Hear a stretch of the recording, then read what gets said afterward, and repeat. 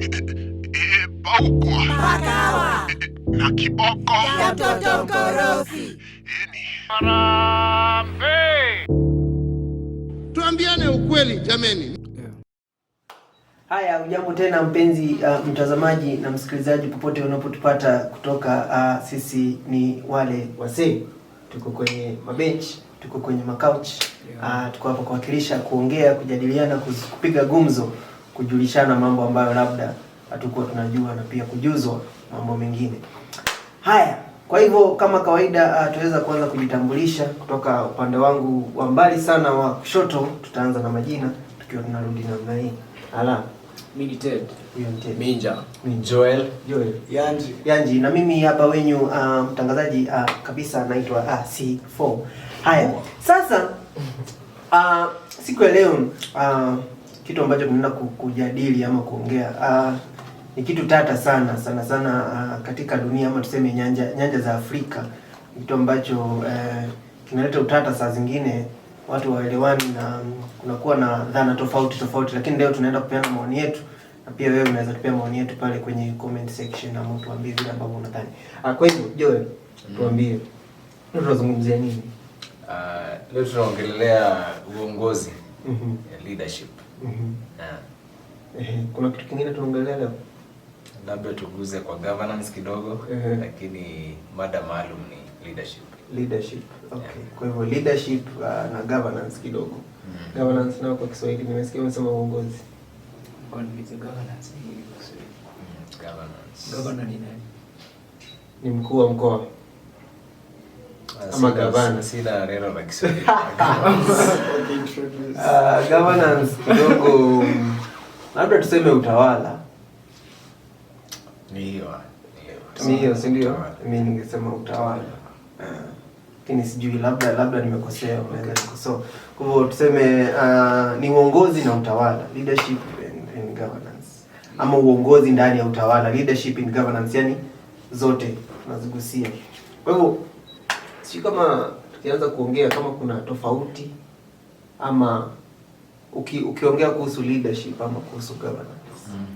Tunaongelea kuhusu nini? Yani maneno haya yana maana gani?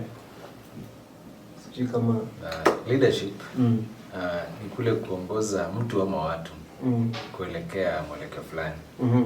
Ukiwa na lengo moja ama wewe ndio uko na hilo lengo, unajaribu kuambia hao watu twende hivi. Kuna maono haya, yani vision.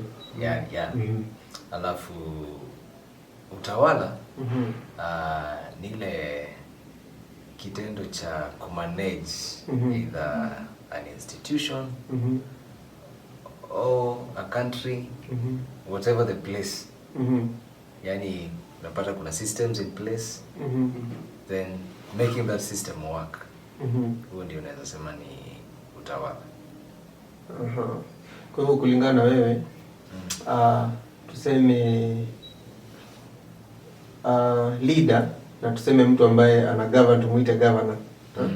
Kwa hivyo tofauti ya watu wawili ni kwamba governor amepata institutions in place. Kwa hivyo yeye ni kama anafuata zile institutions, mwelekeo fulani. Lakini leader ni kama yeye ndio ako na kazi kubwa, kwa sababu yeye hujasema mambo ya institutions. The person governing pia yeye anaweza kuwa pia, yani yeye pia ni leader. Okay. Because sababu anaongoza watu. Leader unaweza kuwa leader whether systems ziko ama zipo. Okay. Sababu hata ukiangalia tuseme kundi la kondoo, kuna kondoo wa kwanza anaongoza wengine, afuati systems. Sasa mimi ningesema hiyo ni system. You see, ya kutofuata systems. Even that kutofuata system is a system. There is no way unaweza kukosa system na kukuwa na common goal. The fact that kuna common goal ni nini tu? The fact that kuna common goal ndio system. Yeah. Kama mnaweza amua kuna common goal whether ni good or bad, then by that we create a system. Okay. So hata on that tu venye tumedefine, I feel governorship, kuwa governor or the act of governor cannot happen without a form of leadership. So I feel the one person, I feel leadership is the larger angle. Governorship is kind of the application. Because the application here could lead. Because even a bad leader is a leader. Just because I feel your leadership skills ziko chini doesn't mean you're not a leader. Just to me, I feel you're an inferior leader. So to some extent, even a foolish leader, as long as uko in a position pesa unasema ku influence his system, when it's a form of governorship, hiyo ku influence hiyo ndio governorship, but when the leader. So I feel like governorship in the first place haiwezi exists bila a form of leadership. Ndio maana kuna dictator who is different from a bureaucrat and an autocrat, two different people, but both are leaders. They're doing the same thing. Not really. They are governing, but hawafanyi the same thing. Yani in terms of leading, they are leading. Ama yote sio leading. Well, unaweza amua kuiona hivyo, but I feel the difference iko kwa governorship. That's because you're into the application of leading. So either way, as long as uko in a position of influence, when the leader, including even as long as unaweza influence people, I feel kuna leadership hapo. But that's me. Okay. Yanji, sijui utatuambia umeona vipi swala hizi mbili? Naweza agree na Joel akisema leadership ni uongozi. Kwa utawala, sijui naweza semaje, utawala pia lazima kuwe na a kind of system pia vile alikuwa anasema, ndio uweze kutawala mahala pale. So I feel zote lazima ziku exist. Kama mahala pale inatawalwa na watu fulani, lazima kuna wale wenye wanaongoza wananchi, tuseme kama ni nchi fulani. Alright. Minja. I think leadership ni like wase wana look up to mse na wana follow and wanafanya kile, like anaweza ambia wase wafanye hivi na wafanye na follow out of goodwill, si ati wameforcewa. But governance ni kama mse I give a fuck about opinion yako, abete over na anasema ni mimi. So vile mko mnasema kuna a bad leader mwenye labda governance yake sana hiyo design ya kuwa dictatorship. Na sasa kuna a good leader mwenye ana follow, akona interest za watu kwa hati yake like. Okay, umenifanya kile kitu. Haya, mimi personally ningesema kiongozi, leader, naiangalia mara mbili. Kuna ule ambaye anaongoza watu. In fact, for you to be a leader, lazima kuwe na watu. For governance, you can govern even systems, you can govern vitu zingine, but a leader has to have followers. That is one. Tunajaribu kuangalia pia tofauti za hawa wawili so that ndio tujue ni gani inaingililia wapi. So kiongozi, leader, lazima akuwe na watu wanamfuata. So ni venye ulikuwa umesema, kuna mtu ambaye kuna mahali anaenda ama kuna vision fulani yako nayo, na sasa akielekea hivyo watu wanamfuata.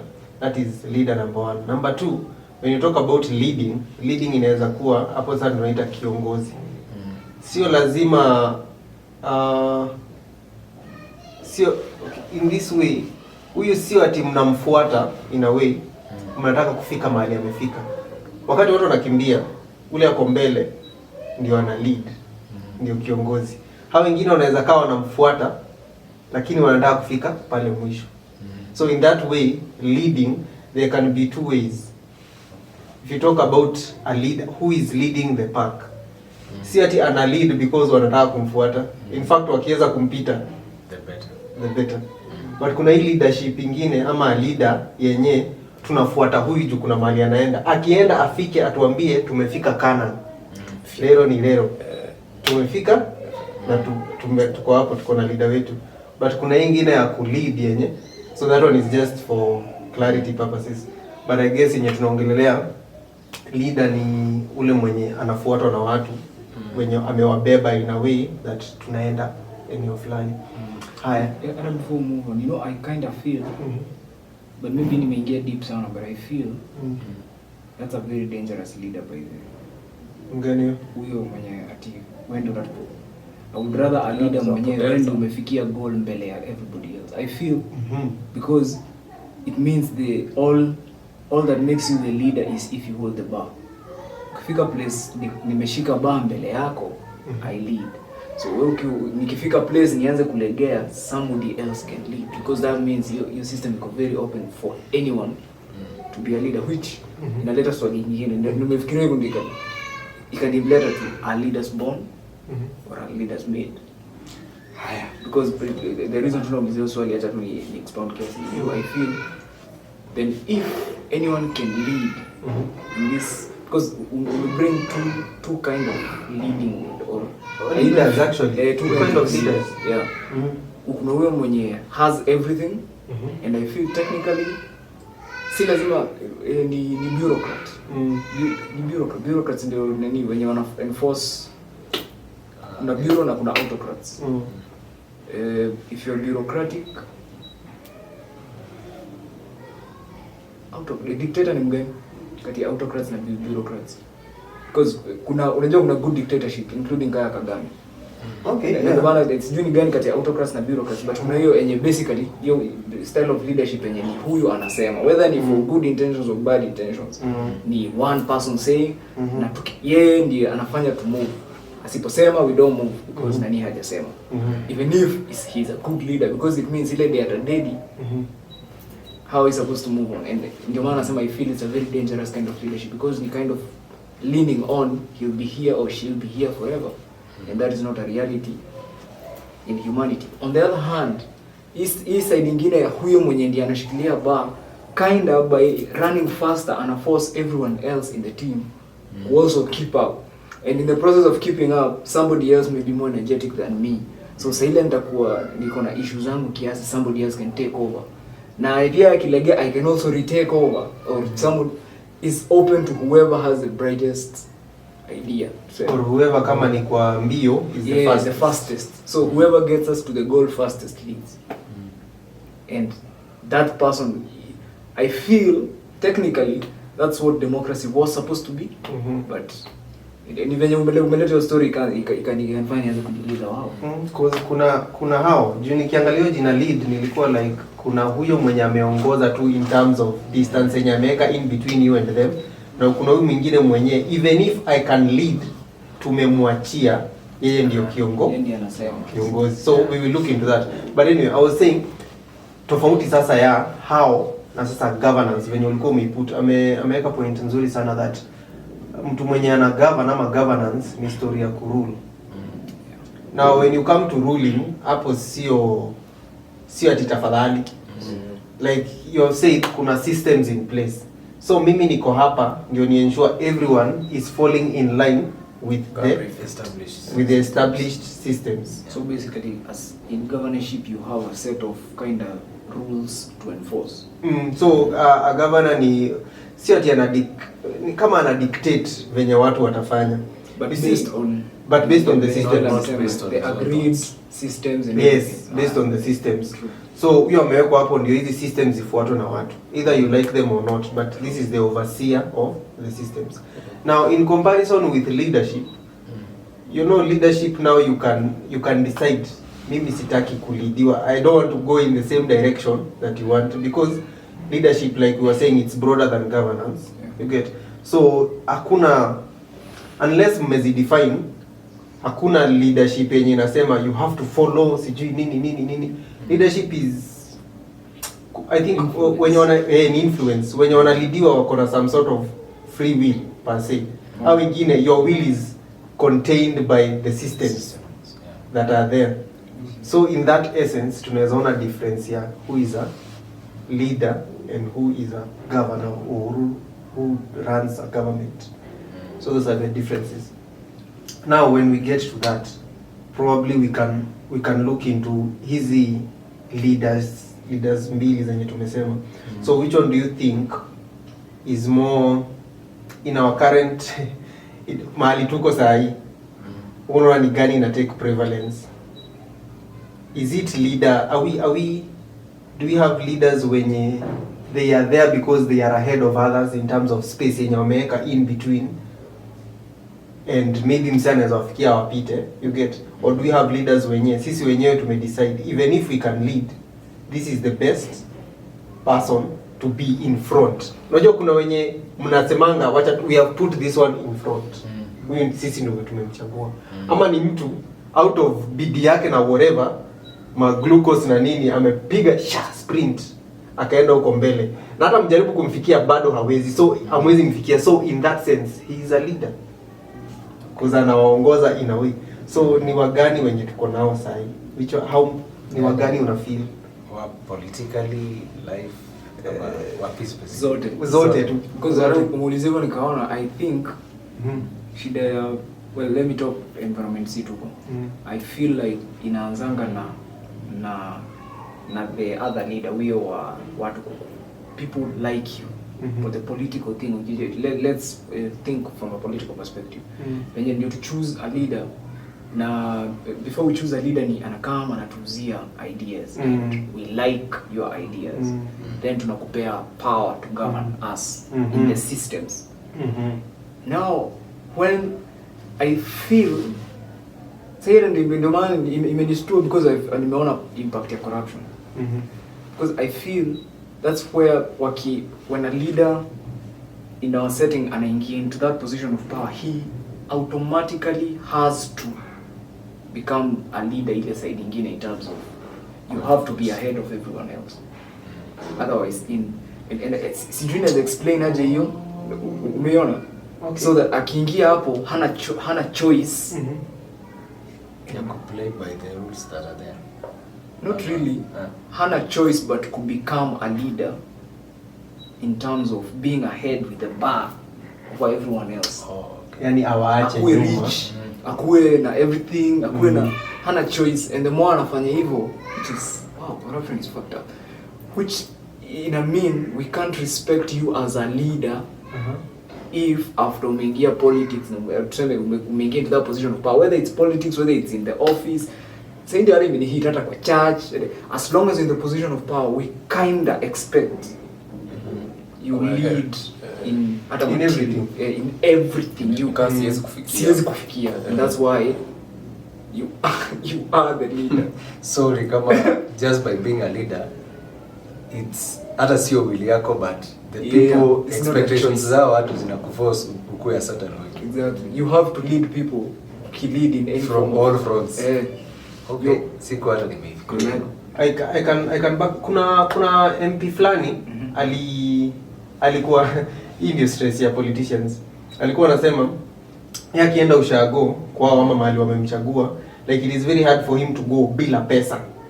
Because on expect uliingia huko mnafanyanga nini na nini, so you have to have money. So akienda huko hata kama ni Harambee, mtu mmoja akitoa 10,000 pale, you cannot always to 9 ama 10 because we need MP. Lakini pia now that I think of what Ted has said, niche nimesema tu saina example. Nimeweza kuona ni kama pia hiyo pressure inaweza kuwa ya kujiwekea. Exactly. Na pia ni ignorance ya whoever is expecting money from you.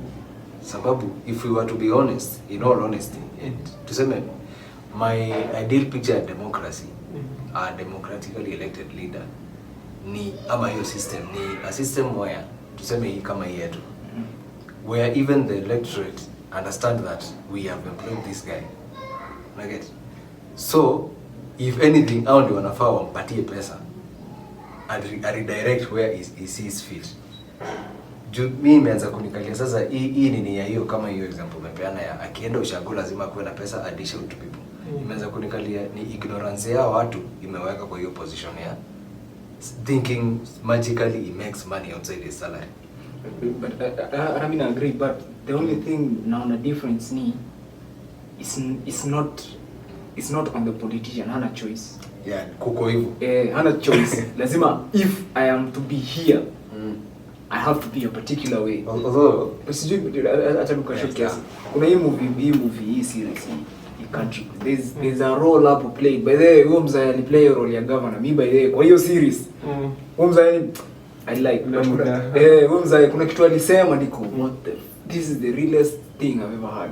Alisema sijui, you see politicians were thieves, we just learn to get caught. Not to get caught. Yes. Alisema hiyo kitu ndio ikanihit. Wow. This is the truest thing I've ever heard because it's so factual. But you see now a leader, imagine a leader who hiyo ndio kitu akiingia kwa ofisi hiyo ndio job description the unwritten. Hiyo ndio job description. You have to figure out how to live your life unataka within the laws. Do whatever you want within the laws. So that is the idea of here office, right? Now put yourself in that man's shoes. Ameingia, amepata hiyo. Then when I go back to the people who gave me the power, they expect me to have money and that power. What choice does this man have? But to become actually exactly what we are complaining at Turkey. Lakini sasa ndio maana naona hiyo iko and hiyo ndio ina happen. I totally agree with that. Lakini sasa ndio nimeanza kuona tuangalie leadership pia hivi. Let's say figures in history. Jesus Christ, Mahatma Gandhi, Wangari Maathai, whoever, Nelson Mandela, people who could influence people from their jail cell. Bob Marley. Nikiangalia hao watu, they were leaders, but ni kama the leaders, whoever we call leaders today, wengi they're just pretending to be leaders. Sababu nimeanza kuona for you to claim to be a leader really, your influence should not depend on how much money you have, but on your vision yenye. The fact that unaweza isema watu people don't care whether unakumbuka Kibaki 202. Kibaki 202 was elected when he was on a wheelchair, sindio? If that leadership could have been dependent on the fact that anaweza tembea tumuone kwa rally, it means he would not have been elected then. But you see, and that's for example Kibaki, the reason he was elected is because they campaigned. Yeah, najaribu correlate na someone closer home. Hiyo leadership style ya, let's say ya Mandela, 27 years in jail, you come out, but people still believe in your vision. Juu naanza kuona ni kama your vision, if you are to claim to be a true leader, your vision is the one that people should decide nayo.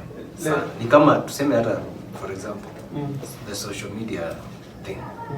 Let's say leo unapata mtu kama Lil Wayne akona over 1 million followers, he follows none or he follows just one person. How much money has he dished out? Mimi nanikalia, you should be like an idol or a god of some sort of whatever vision you have.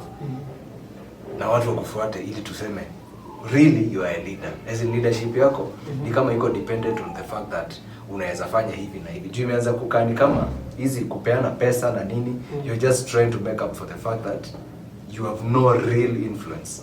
Now let me point this out at this point in time. A leader,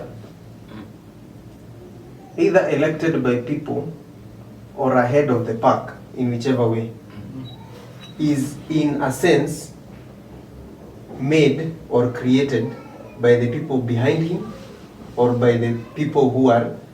It is very hard for you to come from nowhere and lead people you do not know or people who do not know. Even with the brightest vision. Hata kama uko na mbio na unakimbia mbele yao, they'll be like, wacha wakimbia tumjui, hatutamfuata mahali anaenda atujui. So again, on that point, inategemea. You see, like when you're talking about South Africa, Mandela na nini na nini, it depends with the people at that time wenye walikuwa wana feel ni kiongozi wetu.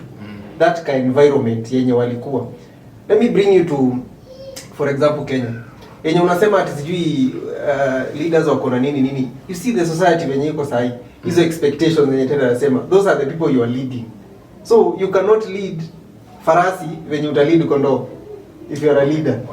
So pia wale watu wenye unaongoza ama wenye uko mbele yao in that race, for example, for nini, they are very dependent. Let me give you a very good example. Hata ndio nilikuwa nafikiria sana.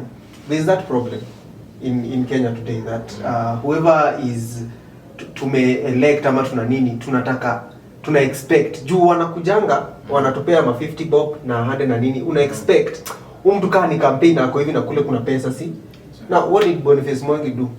Campaign yake aliambia watu, nichangieni 10 bob. Mimi, so that nikiingia pale, you can claim pesa yenyu haifanyi kazi ama inafanya kazi. yeye he took a very different approach.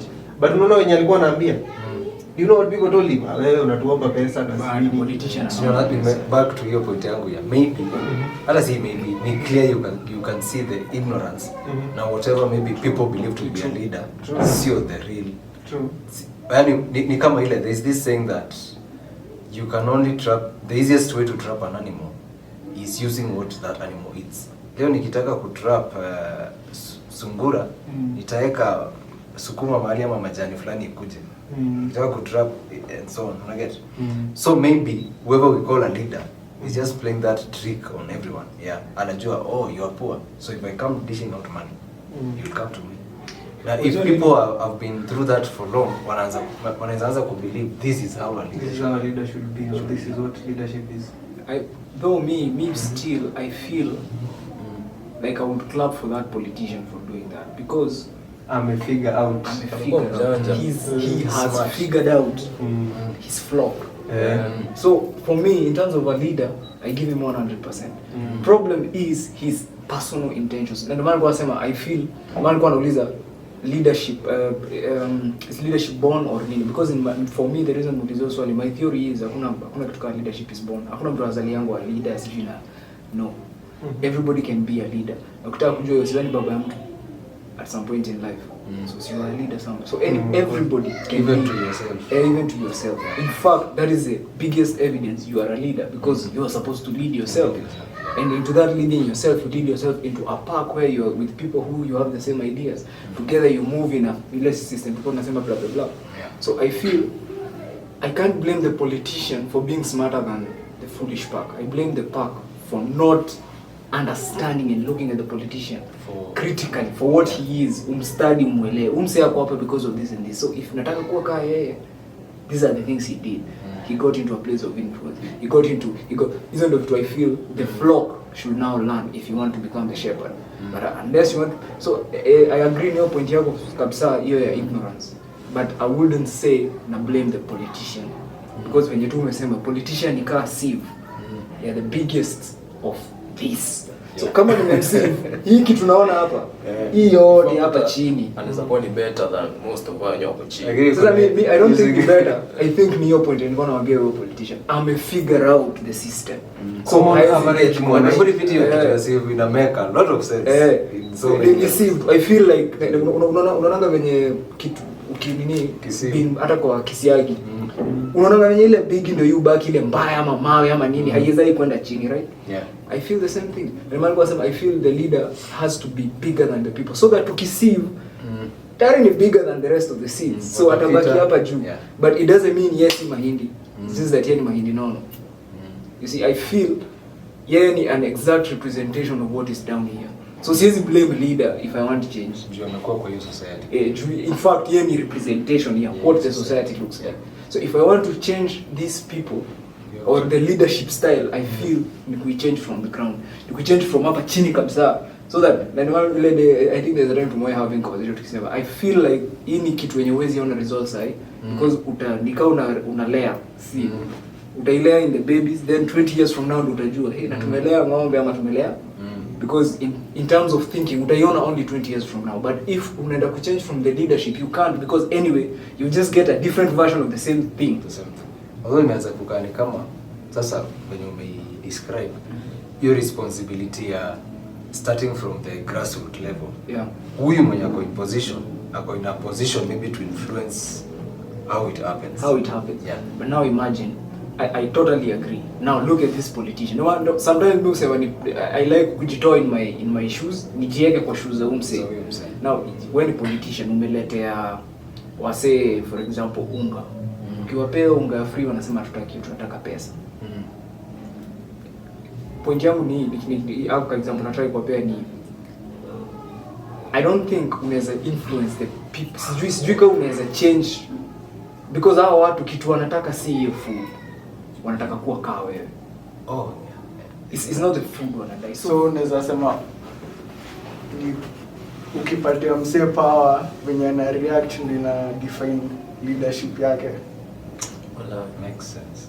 Yeah. Because kuna watu wako overwhelmed with power, alafu wanakuwa oh shit Santa nitakuwa leader next time, acha niwapatie do. Sasa hiyo kitu yanje anasema inaanza kukani kama it even creates that problem kwa huyo mtu, sababu tuseme kama leo I want to be the MP of X ama MC of X ward, whatever ward it is.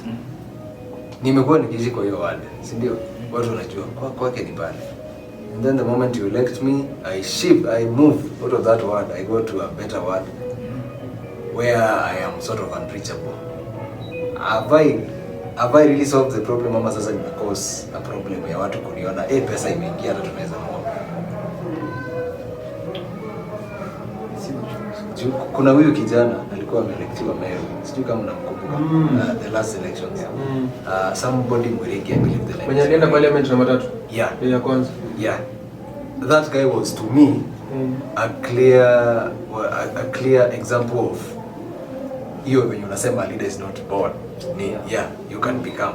Huyo ndio alikuwa ananikalia the freshest we can ever get in terms of sijui nani MP nini.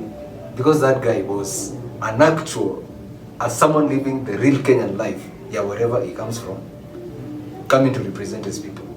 But what happens? You are here, umeshuka hiyo matatu umefika Nairobi, yes, Mr. Murigi did. And then you go to parliament. The fact that umekuja na matatu inamaanisha wenzako wakienda Java or Intercontinental kukunya kahawa, you may not afford it. So if someone offers you a car like the president did at that time, akamuofa gari nini, inakaa ni kama hiyo seat by itself imemuelevate to a position where lazima sasa play catch up. So how do you play catch up and remain that humble leader at the same time? Inaanza kunikalia ni kama if this was yet impossible, if Murigi could have attended that parliament session, went back to Meru, came back the other day, doing like that until people realize that wait, there are no shortcuts to this, until maybe he gets his first salary, what we wanted that growth, maybe the people who elected him wangeona the reality of things. Which takes me to this question. Do you think a leader should be, and this is a leader mwenye amechaguliwa na watu, I'm not talking about someone who is ahead of the pack. Do you think a leader in terms of someone who has been chosen by people to take them a certain direction, do you think that leader should actually be ahead of everyone he leads in all aspects? Technically, yeah. Let me acha niseme yangu kwa nini I feel so. If you are a leader, it means you have information I don't have. Ndio maana nasema intentions. Sasa hapa ina come to the intentions of the person, because the only reason I will listen to Jay-Z is because I want to become like Jay-Z. So I'm doing everything like him. But sasa ndio maana nasema I can't blame the leader for taking advantage of my ignorance, because ni mimi sijui, yeye tayari ashafigure hii kitu out.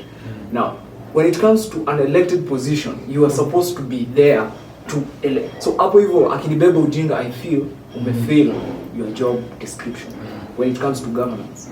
I don't think even in a matter whether uko ahead of us or whatever, when it comes to governance, because it means we trusted you enough, whether it's because of your wealth, whether it's because of your mind, whether it's because of whatever, kuweka hapo. So I feel in governance it is not really an elite. But then the way you get to governance today is by campaigning, by doing everything. But so ukiangalia hiyo step you kind of realize hata kama hauna do, you need to have access to that resource, because how else will you do that unless ukue kawe mwiringi ukue mjanja ufigure out nje utazunguka huko, but either way it has to be sustained somehow by someone or something.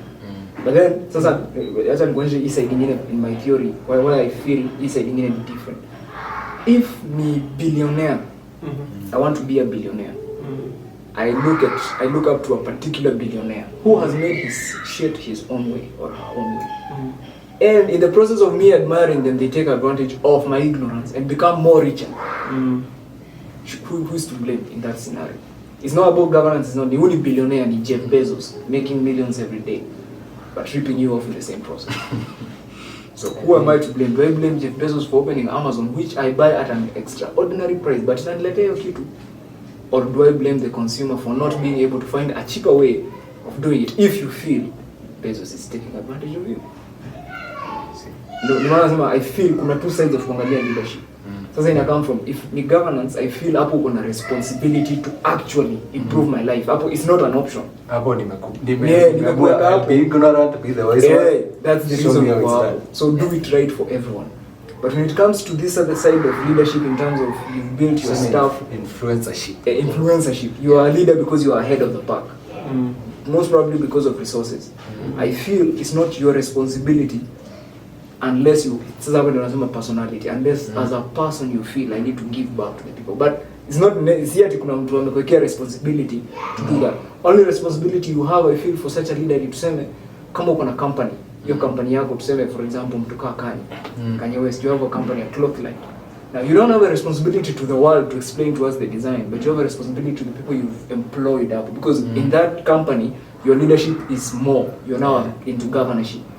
And what to employ, who they need to be told why I'm doing this, to understand it, to give you the best product. I feel it depends on leadership in what capacity. Although sasa, based on what you just said, nimeweza kunikalia ni kama originally the leadership we understand, tuseme the most of people understand, ni ingine wacha hii influencership, ndio hii yenye you as long hata kama nikiwa ignorant, someone I elected will handle things. Naanza kuona ni kama kwa sasa ni kama kuna traits za watu kuwekelea the same kind of expectations to leader mwingine. Exactly. Sababu leo someone will see, let's say for example, nione huyo Kanye West amevaa kiatu ya $100, which is roughly 10,000 in Kenya. Mimi sitaki kujua alinini aje, out of my ignorance, maybe niende niibe ama niende nifanye something in my society and it makes sense to the society just to get that shit. So inaanza kukani kama easy expectations za huyo elected leader, watu wanajaribu kutaka huyo influencership. Exactly. Yeah, ni kama history ya look at whoever Instagram, wapi, anyone with followers, hata wewe mwenye, hata anyone here, hata kama uko na 2 followers, like unasema hata sasa ndio unaanza kuona you're not responsible. If I show you mimi nime-extend kidole yangu by 5 centimeters, it's me. Ni wewe uende research on your own.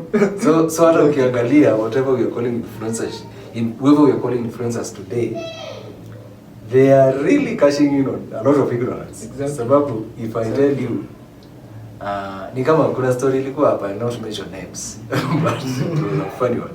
Ile a phone company chooses you as the influencer, and on the meeting you place on the table a phone which is not even the one you're supposed to promote. Like so clearly, influencership ni kama kitu ya people should use it like a side mirror or sijui kioo gani. Gari ziko na kioo ingine ya kuface mbele, like ama kando. Yeah. Oh, nikiangalia niko sure tunaenda hivi, but I'm not relying on that information. True. Yeah. Unaenda tu. But when it comes to kuangalia, am I doing just to we at par? Exactly. What is going on huko kwingine? Yeah, but wewe ujifanyie research zako. You clearly whatever you call influencership sasa. Sikuwa nimeona hiyo, but imeanza kunikali it's even more fraudulent than the election people. And that's why I feel to some extent it's individual, because you see now when the individuals sasa wako exposed to information, now you have a wider mentality kwa hiyo pool. Unajua now leadership look you like can spot crap for what it is. Exactly. For example, like right now, look at the political scene in the country. You can tell tribalism is no longer an issue because someone was courageous enough to bring another perspective. By that I'm talking about Majakoyas. Nikiangalia hivyo una notice this umse ame exposed, because and the only reason it worked is because to go exposed to information. There's the internet. So that tukiambiwa about Wajakoya tumuone kwa news, I can actually go to the internet and confirm is what is either saying true or false. And then ukipata ni true, you actually realize I prefer you than these lies I've been told for ages. So to some extent unaanza to realize if we can make the pool of the of influence more informed, I feel it becomes easier work for the leader if intentions zake ni true, if umepea watu information. But then kuna point pia nilikuwa nataka kusema, yenye high times yetu tunaishi. Na nitawapea na story fulani Kanye. Nilikuwa naona interview fulani ya Kanye na ule msee fulani anaitwa sijui Charlamagne. So huyo Charlamagne alikuwa anambia Kanye, "Kwanza unajua kitambo mazuri ulikuwa unalibamba sana. Door was not an issue nini. Ulikuwa tu unaongea about issues of life. Ulikuwa tu unaadress issues of life. But siku hizi kila kitu ni get do." Sasa Kanye akamwangalia akamwambia, "Bro, kama ningekuwa nafanya the same thing number 1 I was doing 10 years ago ungekuwa unanisikiza. Ningekuwa nafanya the same thing exactly in terms of sina company, niko tu venye nilikuwa hiyo time, all I have is a studio." Bro, ningekuwa nilifade out. Unataka kujua evidence? Angalia wale artists walikuwa hata number 10, top 10 your time. Some of them tulikuwa peers. I'm the only one remaining. Why? Kaanza kumuelezea. The thing is this. So point ya Charlamagne ilikuwa, I don't think in order to influence people positively, to be a positive leader, you need money. But Kanye akamwambia, now look, the reason I need money enye mimi nina influence, and then ina come back to the point yenye mko unasema ya leaders sometimes you don't need money for you to influence, and I agree. It's not the money, but I feel the money is what you need to sustain in order for you to push that vision you have bila interruptions. So back to point ya Kanye alikuwa anasema, you see, nikiwa under label where you're giving me 100 million, I have to return 100 million. And before I return that 100 million, I have to do exactly what you want. So it may not even be in my vision or anything. So I have to, which is now into governance, to conform into a particular set of rules and do it exactly as I want. So ile day nitasema kitu contrary, somebody can fire me. You see? So ile day nitasema something that offends anyone of influence kuniliko tu. Hiyo vision yangu inakanyagiwa chini, and it has happened to a lot of artists. Unaona watu wamenyamazishwa or creative just because they spoke too much truth on the face. But truth of the matter is, all these people that have been shot, the reason they were shot is because they didn't have the resource kuweka hiyo wall high enough for them to just say whatever they want and no one can look at the wall. Look, I totally agree with him, because look at every revolution and mwenye kumetaja na hapo na ability ya kudo, they were murdered. So point ya Kanye ilikuwa, so can we say truly they achieved the goal? Kama ilikuwa ni kuchange watu wenye nini hadi change, but did they ever get a chance to even see or to enjoy what they built? So as a leader, am I supposed to just give you the change and not enjoy na mimi may build? And you suppose, am I supposed to lead you by example? Sindio? Hata jua Jesus ukimwangalia aliishi hiyo life. Hakuna time Yesu aliambia watu doing ile alikuwa anawaambia fanyeni vile mimi ufanye. Because mimi ninaishi hiyo life. So ngojea make change. Exactly. Na hawaambii kitu ati anaendea mimi uishi hivi every day. So you live like me if you want to be like me. But also notice something about Jesus. Jesus may not have money according to the stories we have been told, but he definitely he had somebody footing his bill. Yeah. Somebody somewhere was footing the bill. In fact, kwa Bible kuna one of the disciples alikuwa accountant. So exactly. Na si mmoja wawili. The tax collectors kulikuwa na ule mwenye alienda kwake na mwingine. What you're saying is true, and according to the people, these were the thieves in fact. But he's on the contrary, acha tu niwape, but this is just to make you dig deeper into those stories. In fact, it is said mtukao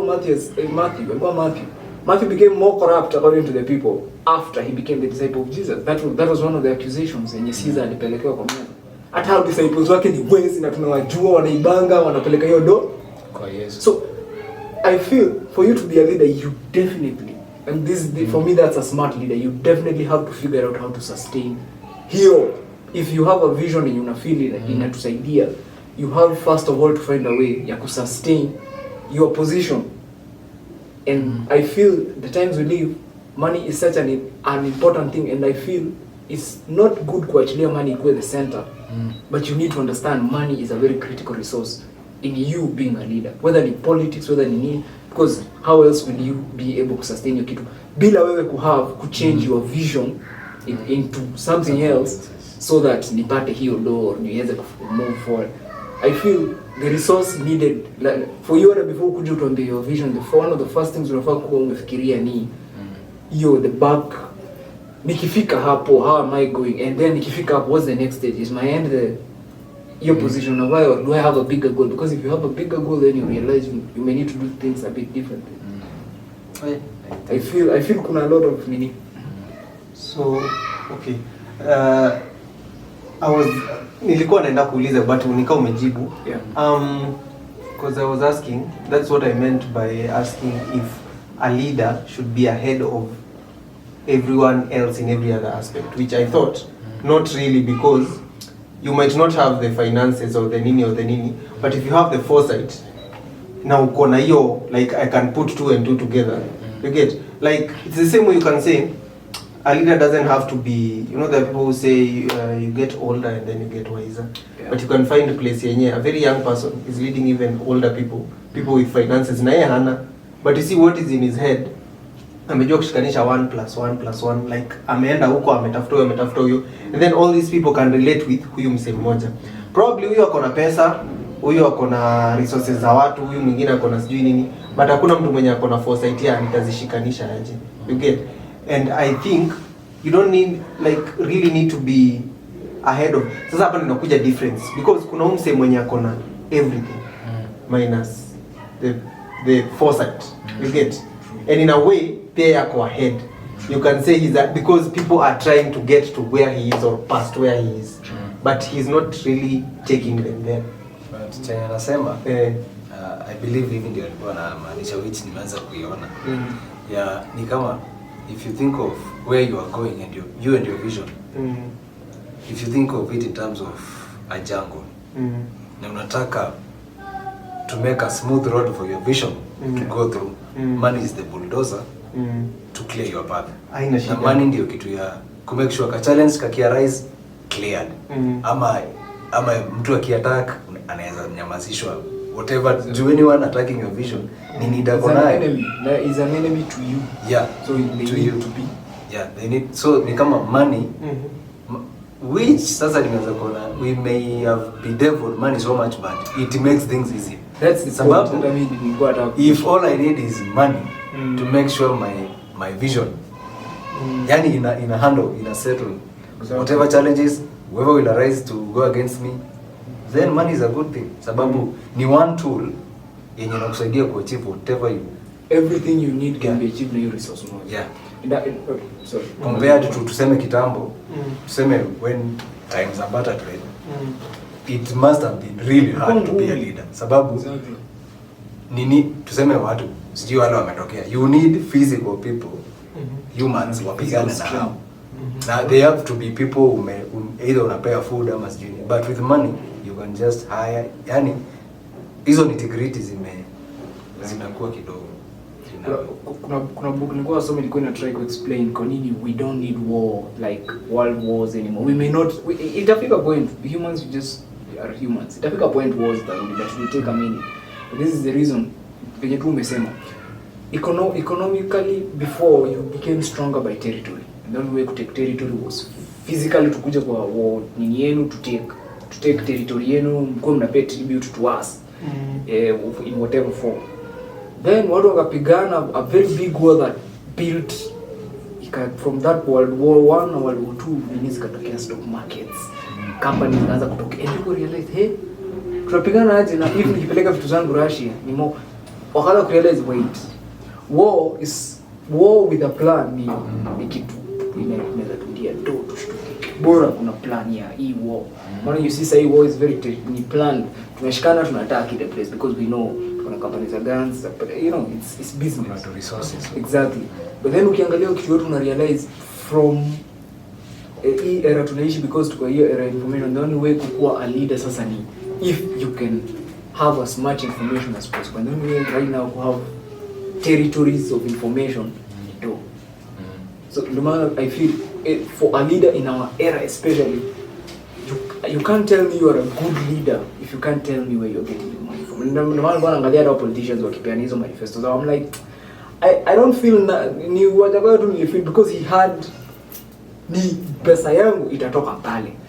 We've never done it, but kuna evidence other people have done it and they made hiyo money anasema and everything. But then you look at the others, you're like, it's a very good yani tutakuwa paradise, but how do we get to that? Yes, sasa hivi tutafanya good beautiful ideas aje sasa tutaongeza loan bro. Sasa in order kuwapea 6,000 per family bro tutachukua hiyo corruption tu. Sasa tunaomba do mtupe. Na sisi ndio bado tutalipa.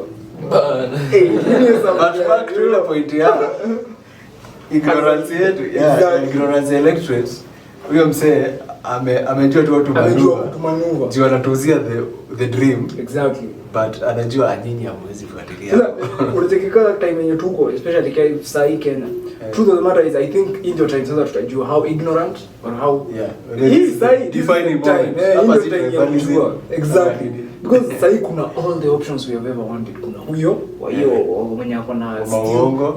Waongo. Kuna ule mwenye ni dreamland na kuna mwenye anakuambia bro, tuna vitu mingi but hizi ndio tuko nazo na zinaweza tungia hii na hii. Lakini pia niweza kuona ukiangalia yani ni kama, but this is me judging by ndio najua kuna candidates waine but mimi mwenye nimesikia wakiongea ni watatu.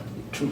Sita mention names but Nasema ni kama because okay, it's okay. Sababu maybe someone will be watching this in 2050 and ashindo huyo ni nani. So okay. Juu utakuwa shakuva. Atakuwa history books wanaona hizo majina. Sasa hivi za kulikalili kawa when you come to the society judging by venye hizo rallies za hawa tuseme hao 3 candidates the outcome kwa rallies na nini venye watu wanajitokeza the number the amount of kelele kwa hizo rallies wakipigiwa makofi imeanza kunikalia when you come to the society with facts people don't want facts. Yani ni kama it's easier for people to be sold a fantasy. Ni easier tuseme mimi ndio na assume Kenya ndio matatu inaenda hivi. Ni easier huyo makanga mwenye ni presidential aspirant akuja aseme tutafly hadi town nyinyi msijali but within 3 seconds tutakuwa town. Then akuja aseme cheki tutapitia pale Total ama Shell tuweke mafuta ya saa 2 tusimame for 5 minutes alafu nitaenda nikisimama kwa njia alafu tutafika town 1 hour from now. Inaanza kukaa huyo ndio the real person. That's the true leader. Yeah, but ni kama watu they are not ready. They are not ready. They prefer hearing sweet lies. Wanapenda fantasy. Yeah, hiyo fantasy. Nionyeshe hiyo. When nionyeshe better ni kama ile outdo my imagination. Juu pia kuna vitu ziko kwa hizo manifesto unasikiza uko kwa like wewe ni promise sitazisema nianza kwa someone in particular. But you cannot sell me. Wacha nitumie history ni vitu zishasema hawajafanya. The current government we are in 2022 ndio. 10 years ago ama sijui 5 years ago we wamekuwa for the past 9 almost 10 years now. Wali promise watoto laptops ndio. But how do you promise a laptop kwa mtoto anasomea chini ya mti? Do you see? But back again to hiyo kuuzia watu fantasy. Umeshamuuzia fan. Ndio alikuwa anataka classroom but anafikiria laptop. Yeye hata sasa anasahau you need a socket and a wall to plug that laptop in. Your steam. Yeah. So like anasema mimi na nikalia sasa in our current tuseme sijui mbona tumeenda towards political sana but in our current political space this is the defining moment like amesema ya kujua how stupid are we as a nation. Exactly. Ama how forward thinking. Exactly. I'm about to draw conclusions but step by step. So who do you think interesting. Who do you think has more power? Is it someone who is governing or is it a leader? I think ni a leader. Ameshikilia mind yako for some reason. Other than mse mwenye anakuforce. Unaona ni sawa governing. Sababu kuna kitu tumemention hapa ya with the leader au sawa kuna ka free will kaoka. So power yako inaweza tuseme mimi ndio leader. Niseme leo tunaenda town. Wewe uniambia sita make nilikuwa niende Thika. Do you realize at that moment leadership kangu kamefifia inawe. But mse wa governing amekwambia tunaenda town. Hadi anaweza makaro kwa force to the town. Because I'm also thinking about it like this. As to say and this is what I'm saying a leader. Hiyo leader in terms of being ahead of the pack. Huyo karao bado unaona governor wa whichever county anaweza sema tunaenda ile place. But if mimi ni who is the richest leader right now in the country? Tuseme Chandaria. Tuseme Chandaria. you as a president can say whatever you want, but Chandari akisema zi utaanza kumconvince kwa nini haitakuwa nimesema, because you know anyway part of the people that put you in that position of governorship ni huyu Chandari. So look at it this way, huyu mse anasema twende pale because niko na karao wa kuenforce, not me. Niko na system ita enforce my order. Now on the other hand, this is Chris Kirubi, who is the leader of the park. Leader wa park ya government ni president, right? Ametoa directives zake. Hii side nyingine kuna leader wa park Kirubi, or whichever billionaire is there. President amesema hii ndio order kutoka leo. Kirubi aseme Z. Do you know all you can do ni kunifanya niende exile for 5 years. Utoke power, mimi nirudi. So back again to money. So who is in the game of power? Nani ameshinda hii match? You may win the battle, but I don't think utashinda war ukiwa governor. Kuna msema doa. Yeah. But for example, look at the former county wanini alitaji Sonko. Look at the situation when imefanya. You can see ukiwa kwenda kitu you can do some shit. Na kuna watu watakuwekelea na wakufanya. Look at him right now. He can do whatever the fuck he wants. Anakaa saidi amelose. But truly. Angalia mse akona the same amount of money alikuwa na back akiwa in power, in a seat yenye lazima niende kuambia ule mse. Sasa hivi sasa niko na the same amount of power and I do whatever the fuck I want. Say report to anyone, nini I can do whatever I want. Now but inakaa ni when you have money ni huyo leader. Ndio maana nasema the only way unaweza kuwa leader kama si governing ni if you are a billionaire. There is no other leader. There is no other being ahead of the pack. Tuseme maybe on certain levels. Point yangu ni check. Na ile chenye unaweza kuwa kimi leader in terms of vision and everything. Unaweza kuwa any visionary and everything, but bro, if the bank account doesn't reflect your big, it's better to even keep quiet until it can reflect, because your vision won't go anywhere. Sasa kuna nini mbili hapa. It's okay, it's good tunaongea hivyo. Unajua tukiongea juu ya leader, mimi naangalia places nyingi sana hata kama sio politics. Exactly. I'm looking at okay, but wacha tuangalie in politics in a way. I feel kuna konga na shift when ulikuwa umesema. Initially before hatujachagua mtu aende into a position of governance, tunamuonanga kama leader. Sawa? Tunamchagua kama leader in terms of idea na manifesto na hizo venye nini. Hizo masera na nini. So tunamwangalia hivyo, tunamweka in that position. The shift happens when akifika hapo anaacha kuwa leader wa vision. Anataka kuwa ahead of the pack. Yaani kuonyesha difference. Anataka kuwa ahead of the pack. So bado atakaa akiwa leader bado, but here vision ametutumba. Now me I'm talking about here vision yenye, because like you're saying msaki akiingia your place, I don't know why maybe it has happened in Kenya, sijaisikia. When you also semanga if your MP or whoever is not performing, you can recall them. Hiyo inakuanga ni kama the people who put you in that position, the true bosses actually have power over you. You get? And I was to submit this mniambie. Hata tuachane na politics kidogo. Hata kama ni kuarendea let's say thieves. Si ndio? If kuna mkubwa wenyu kwa wezi mwenye anawaambianga tuende tuibe hizi places na nini tutapata 10M. Then kwa hiyo ka group msasa aseme niko na njia ya kutupea 15M bila hizi hustle za nini, automatically nani atakuwa leader? Huyu wa 15M.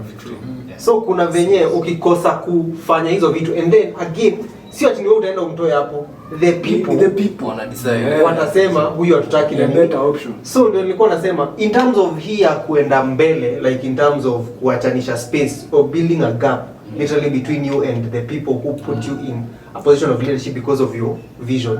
In terms of here kuachana nao uende uji set aside maybe financially ama nini, like ukue unreachable uko kule, hiyo I don't think unaweza fanya anything. But hii ingine ya vision na nini, like if we feel like vision yako haiko nini, we can recall it. So there has to be something that is setting you apart, hata kama ni akili from the others.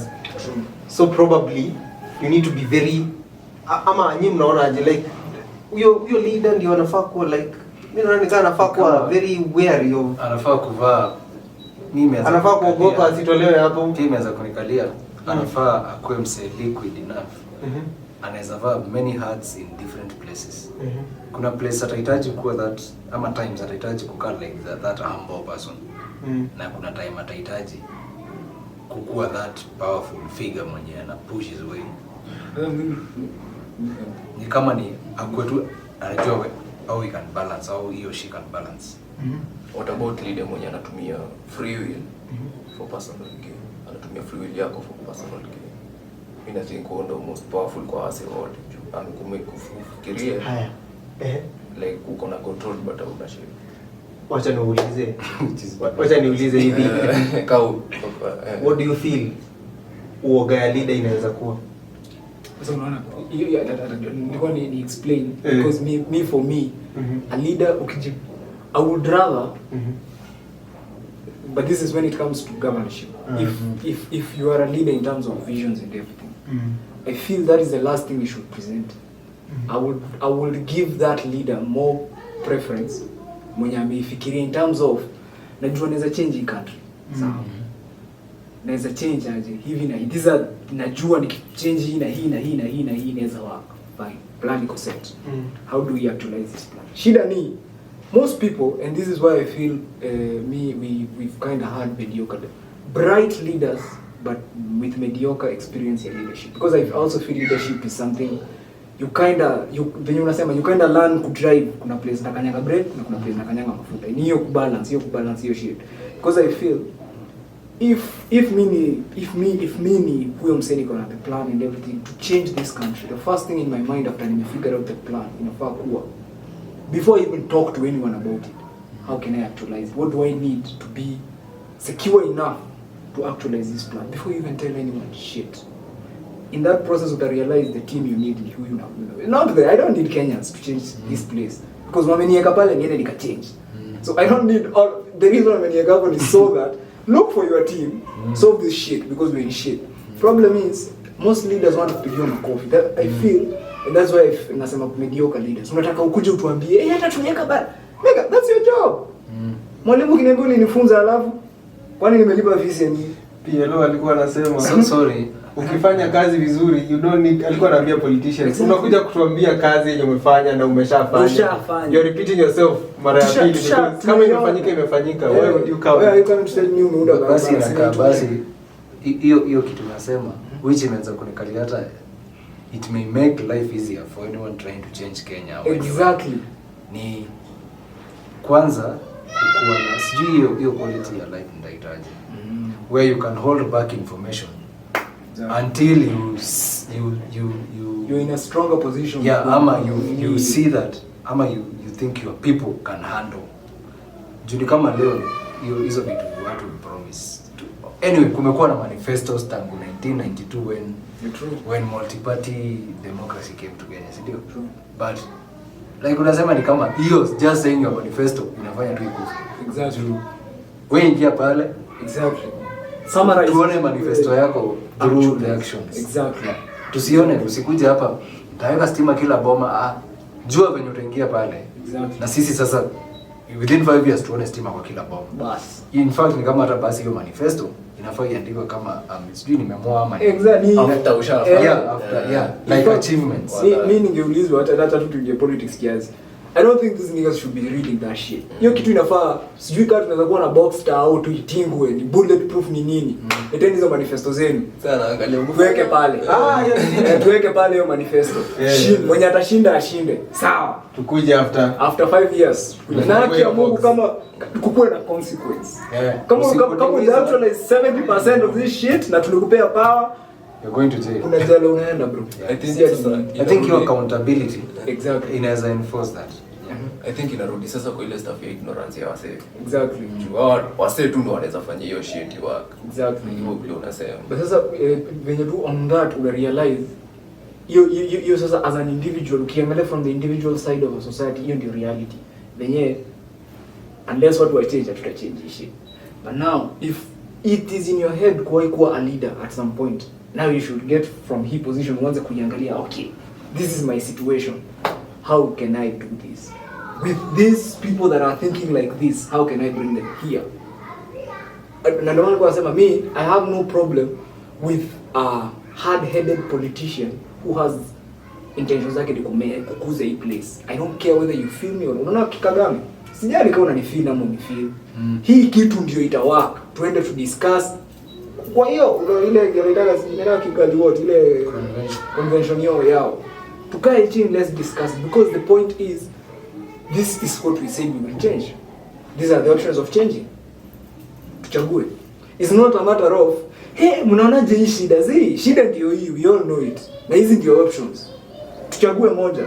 This it happened. See from point here. And this is what I'm saying. I feel the leader should already be powerful enough kuweka hiyo stand. The reason no one fucks with Kagame, this guy first of all is a general. So you know if it is war, he will fuck you up. You're tayari na create mutual respect. Kuna book pia itakuwa the 48 laws of power. You sema usisahau reality yako. Kama wewe ndio umechaguliwa kama leader, bro, you're in a position of power. Now, kama uko in a position of power inamaanisha wewe ni target bro. Unajua inasema ngoja haya you are the easy you are the target. Ukisi wote tunakuona uko juu ya mlima uko pale. Wewe tuone si ni kirende tuko hapa chini. So there may be a lot of niggas pale chini. Wanataka kuchukua position yako na hutaona hata mmoja, but all of them can see you, and kama kuna sniper aim bro. But it's up to you to figure out mimi nikiwa hapa juu, first of all my security, because I need to actualize this plan. How can I secure myself? Not sasa hapa ndio naona most leaders change into in a turn from securing to nimejitoa. I understand when politicians ujitoa ocha, I get it. But I feel like si ujitoe ocha, ni uleta security hiyo ocha. I get when you come Nairobi, you're more vulnerable there. But you have the power to just stand there. And you can make a stand where the problem is. The people making the problem get scared. Problem is, if I'm the problem in your mtaa yako, na clearly when umechaguliwa kama leader ukahepa. If I am the problem, what do you think I'm thinking? You're giving me power. Yeah, mimi ndio the shit hapa. Yeah, when politician mwenye mmechagua ameni. Exactly, ameondokea, mimi ameniachia hii mtaa. So mtafanya chenye mimi nataka. So I feel it's on the leader it's on the leader before utuambie your vision. If you want to survive long enough to enjoy the fruits of your vision, before anything you have to secure everything about that vision, including when you disseminate information to the people. Because I feel a lot of people have bright words, bright ideas, but because hata hujafikiria mwenye nitai break down aje kwa mtoto wa class 1 rather than laptop. I love the idea of laptop, but what if tungeanza na phone?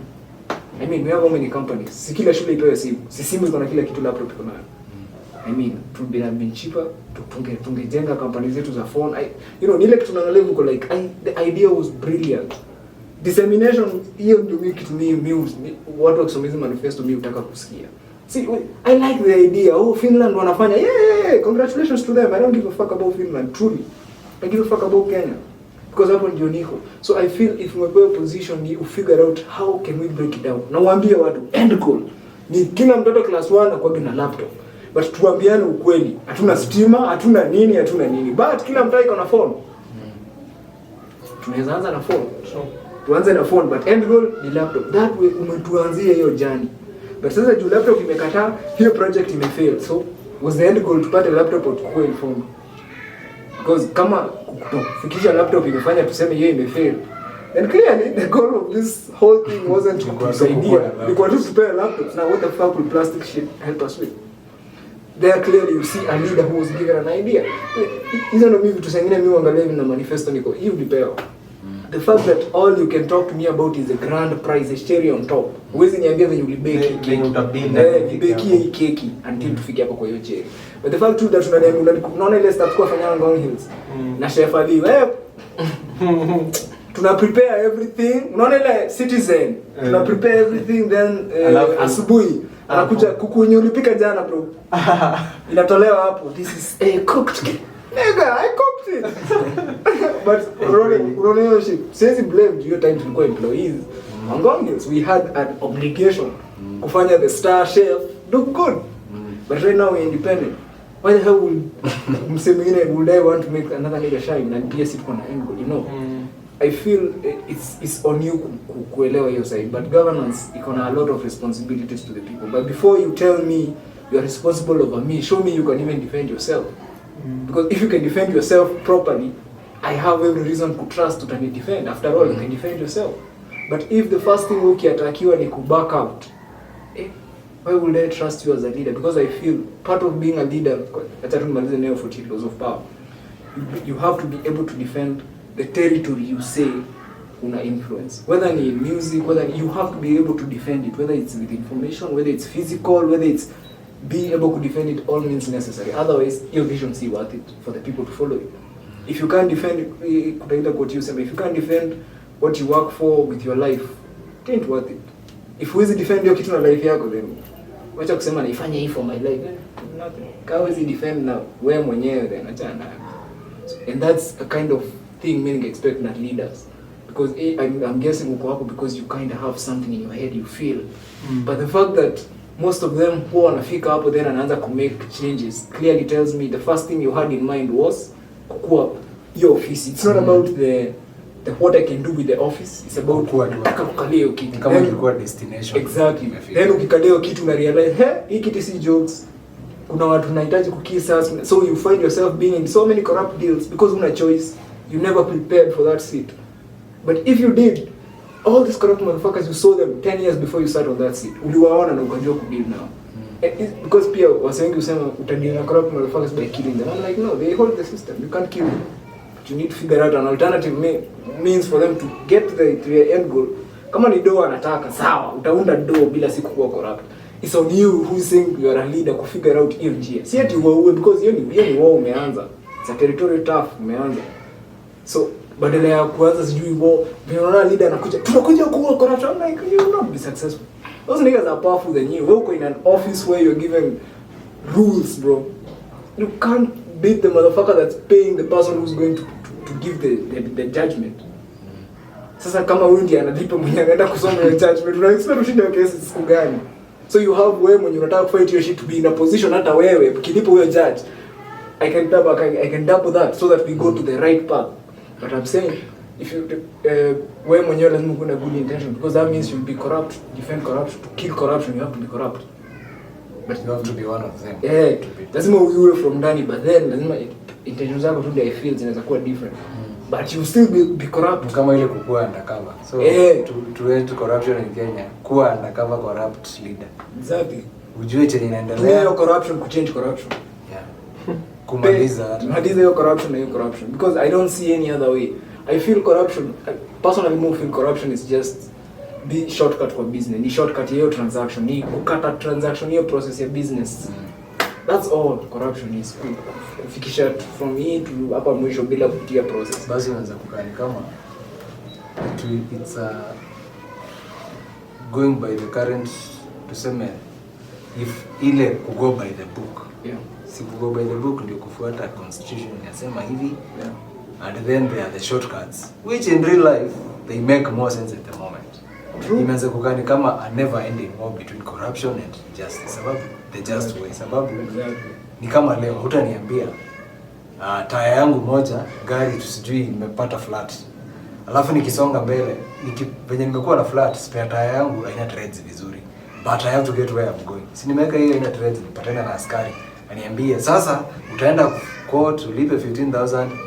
Hiyo ananiwestia time kwanza. Zinafaa nikuwe sana. Exactly. It seems easier to give the guy 200 bob aniachilie than tuanze kwenda court. Exactly. So basi inaanza kukaa a never ending war until maybe we figure out a way ya kufanya whatever people why are they being corrupt. Kwanza tuanzie hapo. Hiyo. Then smoothen that thing ya gavaika kama the corrupt way. Exactly. When you are corruption iko smooth, maybe the just alternative with that smooth. Unless ni zile corruption sasa zile wizi. Unajua kuna ile wizi. Exactly. Literally you get money from here to your account. Hiyo sasa hapo ni ujinga. In fact sometimes I don't know about Kenya corruption. I feel we are a bit advanced as a society because of the way the high level of corruption. Corruption in Kenya ni technical as fuck, bro. Yeah, as in ni levels, bro. No matter where shika wase. They do it smartly, which tells me the system is so heavy that you have to like move find a to way to corner. maneuver. Exactly. Yeah. Which tells us the system has no problem. It's the people. Because system imetayari yeka njia. Mse anaforsiwa kugo kuspend almost 20% of your pesa and try whatever. Yeah, Ajifiche. So uko like either way we are winning. System haina shida. What we need to reduce is the value your value system problem because for these niggas who think stealing is better. Because truth of the matter is there's more money in working together than stealing. Hiyo ni fact of life.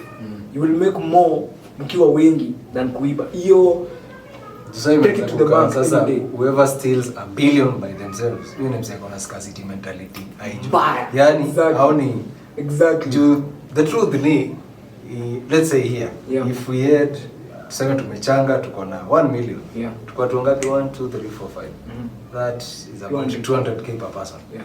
If I steal 600,000 by myself, that means I'm so short-sighted. Baya sana. Yani, juu hiyo kitu si sustainable. Exactly. How many more times will I steal? I love- Hiyo once na. I love if these are the people nimemake 1 million now. Na nika choose kuchukua 600 out of 1 million. Nimemake nika. Nika choose mimi ninataka kuomoka kuda hata. Unasema we have to look at these things from the root. Exactly. Mzee akishiba tuangalie from Shida huyu mtu ni- juu hiyo ni scarcity mentality. Exactly. Sasa si juu Exactly. the truth ni Kulelewa. the truth pia ni, let's be honest here. Yeah. Umeelectiwa leo. Within 2 years uko na 1 billion. Yenye au spend on your everyday life. Exactly. Tukwe tu honest hapa. Tuache chocha za sijui chopa, sijui private jet. Kenya, if I give you 1 billion, sijui hiyo hesabu, but if we were to really divide. Yeah. Tuseme tu normal life yenye hauishi vibaya na pia si ile extreme ya unaenda ukichoma pesa ndio ukote moto ama unawasha jiko na pesa. Can you really spend 5 million a day? Una get? Hata ukienda ile extreme, hata kula caviar, breakfast, lunch, dinner. Caviar ni nini kwa wale ambao hawajui? Ni kinyesi. Google hiyo stuff.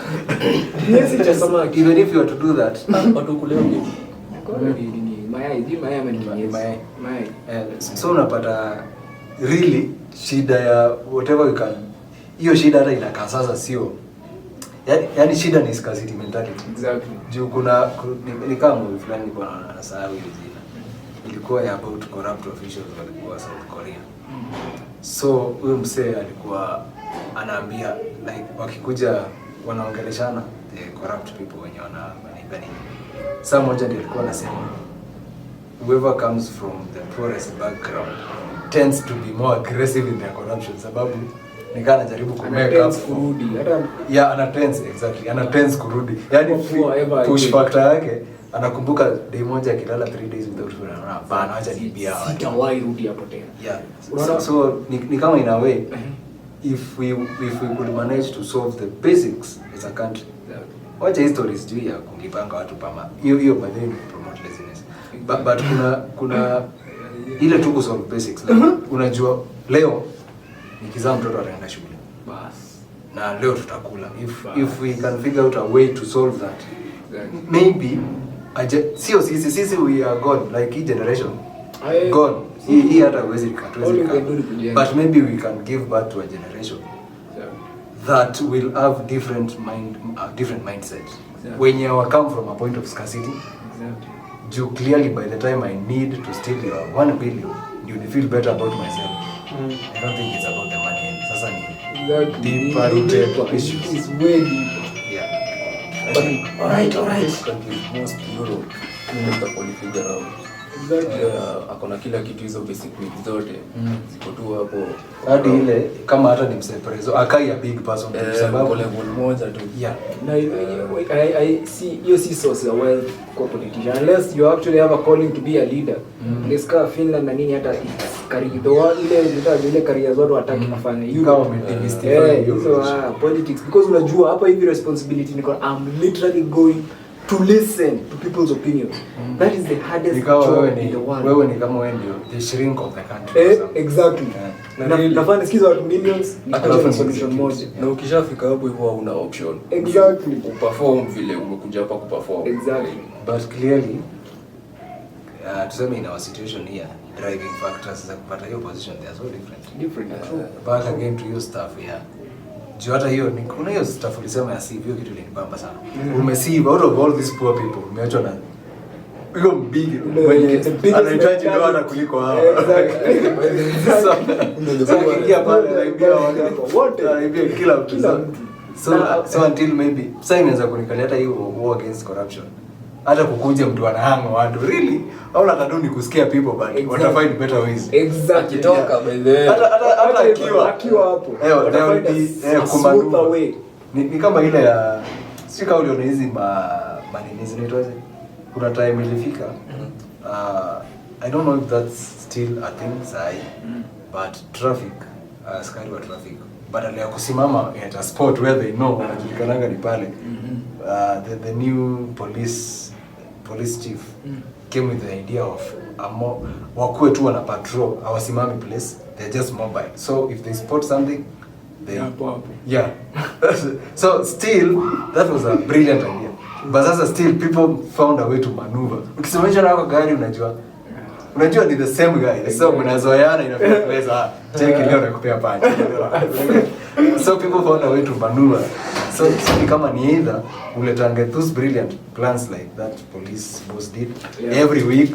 Exactly. Ama tu tukubali shida ni kubwa, tutasolve 2030 but let's start now by solving the basics. Mimi kuna theory mko nayo before tuongeaje. Kuna theory mko nayo about corruption. Na mimi I think nikiulizwa if I was to define corruption, my conspiracy, my theory is this. Corruption is sign ya change. Ya watu hawaja change. Corruption is sign ya we need a faster way to do this shit. It always kila time ukinotice place yote kuna corruption, ni bureaucracy shida. Shida hiyo place ni bureaucracy. So I need to find the end product as quickly as possible, but because kuna such a long chain, nina choose kutumia resource yangu ya do kuvuka hii line. Basically ile tu shit ya high school ni hiyo shit literally ni kukata line reflectiwa sahihi kwa society. But then ukiangalia kitu mimi I feel corruption ni the same way tumefunzwa kuangalia pesa as evil. Same way na corruption. Mimi husema hata tribalism. I don't think they are evil. They are just signs of nika kukohoa. Ni sign of a bigger problem. And the bigger problem you on corruption ni tuko stuck. You know, corruption is trying to tell you tuko stuck in doing this shit the same way and people are fucking tired. That's why wanaruka line. Na wengine hata washajua how to take advantage of. Because that's it. Nikija kumbuka tu high school ulikuwa unafanyaga. Kama best yangu ni PRE. The only reason nitavuka hii line kama mode ya yuko president. President akiangalia hivi kando kiasi kuda PRE relax wewe ni desperate.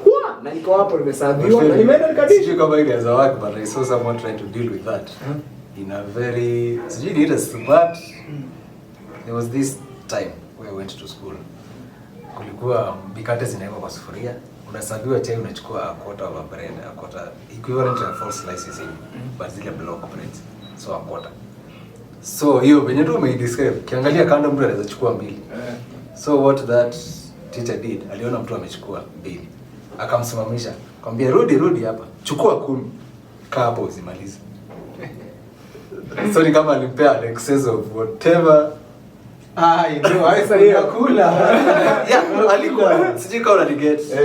The punishment was being given excess of what you think you want.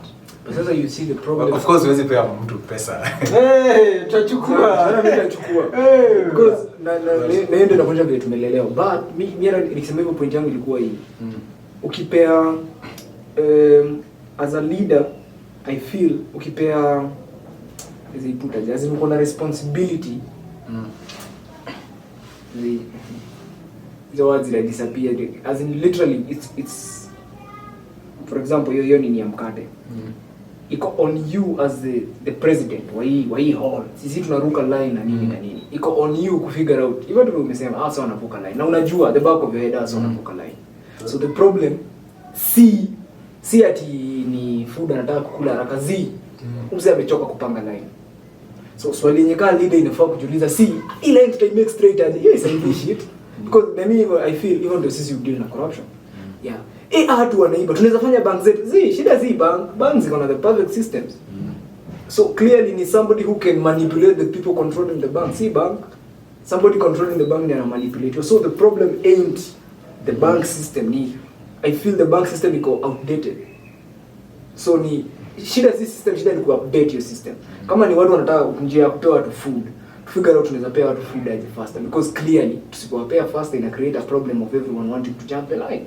So if shida ya Kenya ni kila mtu anataka services faster, that is the only reason for corruption in this country. It's fast. Bro, ile day tulienda inaitwaje city, Nairobi city. Unapanga line, niko mtu wa 30, nimeenda pale kupewa paper, imeniandikia namba enye nitaenda kupanga line nyingine. Kwenda kwenye hiyo namba. Uko. Yaani tumepanga hii line kupewa namba 128 for example. Umepewa namba imeandikwa vizuri sana 128 saa 3 asubuhi bro. 128 na mesha ni namba 128. 127 motherfuckers ahead of you.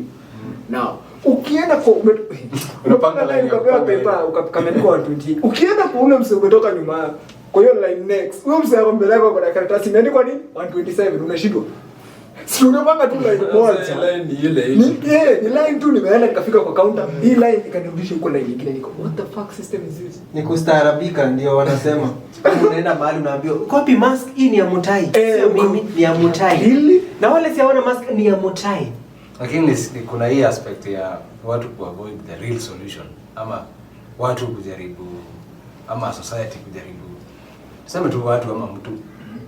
Yaani utaki kuadmit, utaki kujipea time uangalie the underlying issue.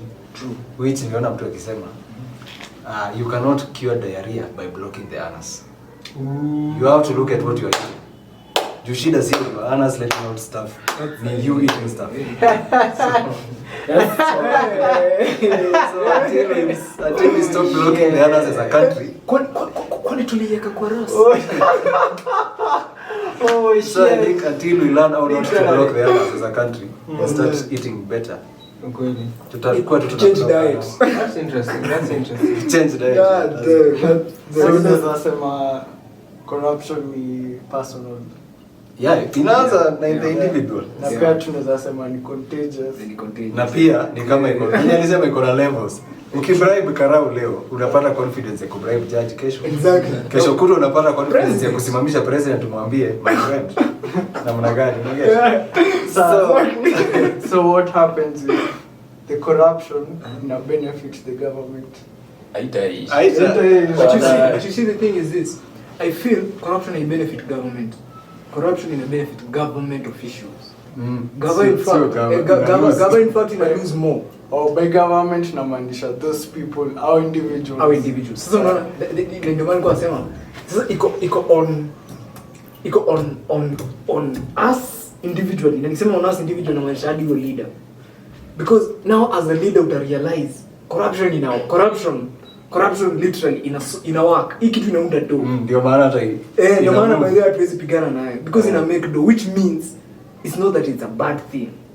Ni venye hii system inafanywa njia haina mwelekeo. That's why hatujai address, because hii system yetu ni outdated. People want a faster way of getting e-service, right? So hakuna njia ya kuniambia venye naweza pata hii nini service, but in the world iko kwa government hakuna hiyo njia. But nikiangalia from the world perspective, naweza get your shit through the fastest means. For example, hiyo stuff ya nataka services kaga, nataka tender. Now the right way to get tender ni niende interview nini. And I know I am bright, naweza fanya hiyo kitu 100%. But ndio ni get your shit. Tuseme ni kujenga road. Mimi ni architect na nini, niko na whole company, everything right. Nataka kujenga road because anyway nisipojenga hizi matrakta nimenunua hapa na nini zote hii ni loan. Now put yourself in the shoes of that guy, right? Niko na hapa kuna tenda na ule governor ni best yangu. Roho safi, wewe ndio governor. Wewe ni best yangu na unajua niko na construction. Put yourself in the shoes of that guy. Uniambie kama governor utapewa upsi. After all, end goal yako ni nini? Nataka kujenga barabara. Yeah. Unaweza jenga barabara na hata in fact ameteka step, amejileta. Exactly. Yeah. But in that to go through the CVs. Exactly. That by me hata kama governor kupea best yangu hii shit, amenirudishia token of appreciation. Now, put yourself in the shoes of that governor. I achieved exactly what I said I will do. Yeah. But in the process, I gain.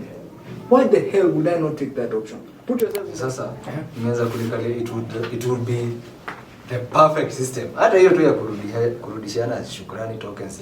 Exactly. If it doesn't mean sasa juu umenirudishia ni supervise the project. Exactly. Ama juu umenipatia sasa unaweza fanya chenye unataka in a shoddy way. Exactly. Because ujue umse akisha ama ile ya juu utanipatia kickback na inflate the cost ili kickback ikuwe more.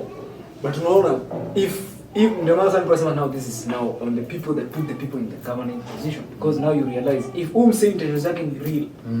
And what I'm of the argument, every politician should like kind of have a CV in terms of development. This is what I mean by that. For me, every politician, na iko in very developed countries of notice, every politician should be either a former CEO or some shit. Show us what the fuck have you built. The truth ni because we governance ni management. Kenya ni business. If you look at what we elected the CEO, hakuna ati leader nini. The truth, hata ukiangalia huyo Queen, colonial times, hakuwa ati Kenya ni country, it was a company, Imperial British East Africa Company. So what he handed over to Kenyatta, haikuwa ati sasa chukueni, alimhandia over a running business. Exactly. So if someone comes and mismanages, tuna face whatever we are facing now. Sijui unga iko Harambee, mara tunakopa do to subsidize, which does not even make sense. Yeah. Unakopa do ujidanganye things are cheaper. How does that even work? But and it's actually more a Kenyan thing. And the man goes some leadership iko na very big role. Because ukifanya kitu over and over, you kind of turn it into the culture. Ile kuna hii ni you sema habits turn into I think something, then something turns into character. Kuna a process, but inaanzaga na constantly doing that turn to behavior and to character. Behavior to character, exactly. I feel Kenya corruption now is our character because to be perfect.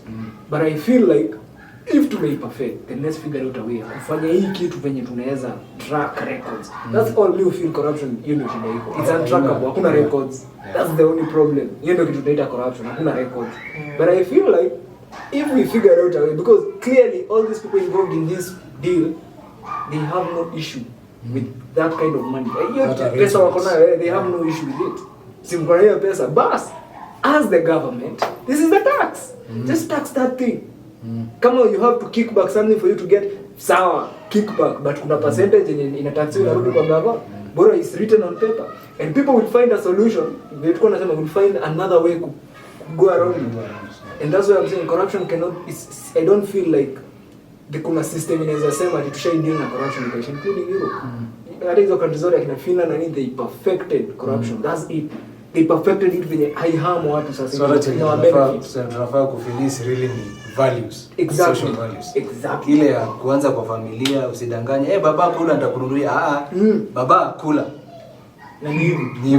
Wewe utashiba. Like show the benefit. Exactly. Isikuwe na kuonga ili nikuonyeshe venye una benefit. Yeah. Na kama you have kuhongana ikuwe part of the system. Like si kuhongana is ni kama sort of na cost ya kukat system. That's it. Hiyo si corruption. Kama una feel huwezi ngoja 2 months. Ni sawa. Hakuna noma. 20k tunadeal na wewe sahi. Hata I think nikaa kuna kitu kama hiyo niliona sana. Europe. Kenya. I remember. Sasa mimi hiyo stuff nawaambia ni kuna Europe, angalia hizo. Ni kama kuleta, I think sahi inatumika in private sector kama VIP. Exactly. If you want better services, for better services. VIP ni mbaya. Hata iko hapa expressway, that is the perfect. Exactly. You want to go faster, pay here, go faster. Bas. Kumaanisha sasa hiyo ikae kwa kila mahali. Exactly. Kukue tu na hiyo system ya. If you want a shortcut ni sawa. Sababu the truth ni sahi hakuna msee ata waste time. It would be stupid on Mombasa Road kujaribu kuoverlap. There is an option. An option. Na ni rahisi, ni cheaper, ni hata utaulizwa na mtu bora unaenda mbio. Exactly. But then ebonga hata katika Netherlands ile stuff ya na prostitution. We pretend. Look at what Netherlands did. They don't even pretend about it. They have kwenye situ weka mannequin. Ni madem wako ndeve na ni hivyo. Wewe ukiamua leo nimeenda kutembea Netherlands na nasikia nataka kutoa hizi kutu. Unaenda tu district, nataka hiyo red light district. Unaenda tu hapo, unaona everything nataka ule. Basi haraka kazi inaisha na unaenda kwenu. Unalipa tax. Hiyo kitu hiyo dem utapewa hiyo do. Ataenda apeleke hiyo do bank. Bro, huyo dem ako viable kuchukua loan. Aende abaindai ajenge nyumba, which is building the economy. Now look at us. Most of our Pornhub ilitoa an analysis. Our women are the biggest consumers of pornographic content. You see, wow. Kenyan women, it was very specific. Now, funny thing, kutoka Kenyan women una realize in Kenya today, na I think ilikuwa sijui kama Ethiopia, but si Ethiopia, I think si Somalia. But she said na Kenya zilikuwa kwa hiyo sababu mbaya sana. Like sisi ni a big, but then you wonder, then why are we pretending? If this clearly is a source of income for these ladies. Kwa nini waishi? Because ukiangalia watu kuishi a very miserable life because they can't put that money into the system in a way wanaweza spend bila hiyo stigma. That's why akotuna pesa hata hizi explain. In fact anakaa tu money launderer. Exactly. In the process anataniwa into names zingine uko like, she's just doing business when I choose kuuza dignity. I'm not comfortable with selling mine. Okay, I won't. We're comfortable, sell it. But then as the government, now this is where we come in as the government. Tax ndio hii. Same thing na hiyo stuff yenye walikuwa nagoya marijuana and everything. But you see, for that, to come back to the story of leadership, I feel the leader has to be real enough kuona hiyo kitu na disseminate kwa watu in a way they can understand. Because I feel such the leaders wetu ni umeenda ukapewa idea kama hiyo dope ina happen in Finland. Unataka i happen kesho. I'm like, bro, we have social norms that has been built for years. Wetu tumesema hiyo tuko na character build. So lazima tuanze kufigure out venye tu build corruption. Lazima tuanze na habits. Hiyo iende tu hivyo behavior, ikuwe behavior, iende kwa character. So that by the end of it tujipate place kama Netherlands where there is nothing that cannot go. That's it. Choices na consequences. Ni hiyo kuambia watu information yote hivi. Exactly. Kama hata inafaa ianze. Tuseme for example the marijuana thing. How many really to be honest farmers when you are kwa cooperative society sio every Kenya. So ni kama ni kitu inafaa ianze na whoever farms coffee sasa utakuwa pia na eka moja ya marijuana. Because you are the real farmer when you exactly. If someone wants to join you, ni kama doing it alongside what we already have. Exactly. Sio ile kuambia kila Kenya system. Nikiingia nyinyi wote mtapanda. Okay. Hata nikipanda nani atauzia nani wengine? And that is the problem. When I mean niko na let me just be honest now. I felt there is some things that like you have brilliant ideas but I feel there is evil you unasema. We are too far. Nairobi ndo tuko informed hivyo venye tunaelewa umse akisema hizi vitu hapa. Bro, ukienda Ocha niko sure umeenda Ocha hata na Tura. Huyo mtu and that's unasi venye amesema. Exactly. That's the statement. Hata mtu hataki kujua. Mimi sio Ocha, nilisikia tu. What about? Mimi nimesikia. Mimi hata nimeambiwa wazia chini juu ya hii. Ni kuvaa tu jura kama kuvaa kitu yote yenye nafunika hata mama. Sio unapata msiata yako kujua water but back again to ignorance here. Exactly. So unaona, but I would say I would say I would put more emphasis on the individual kulana. But my kusema this is a good leader will be very determinant on how you help the dumbest of the dumbest to understand hiyo kitu unaniambia. For me that hiyo ndio naweza tumia kama nini ya kuranga. Break down aje hiyo kitu unaniambia unaweza nichangeia for place niko hapa. Ni break it down juu uko pale venye tulikuwa sema leader for me ni mtu wako mbele. So tayari uko ahead of me in the graph. Mimi niko hapa. Break down these steps for me. In a way naweza fika hapo penye uko faster. But at the same time si ati wewe umebaki stagnant. Wewe bado unaendelea kupanda. So all you're living ni zile venye tulikuwa ambiwa kitambo mama yake akienda naye kuchukua kuni anaacha either mahindi or some shit for watoi kufuata.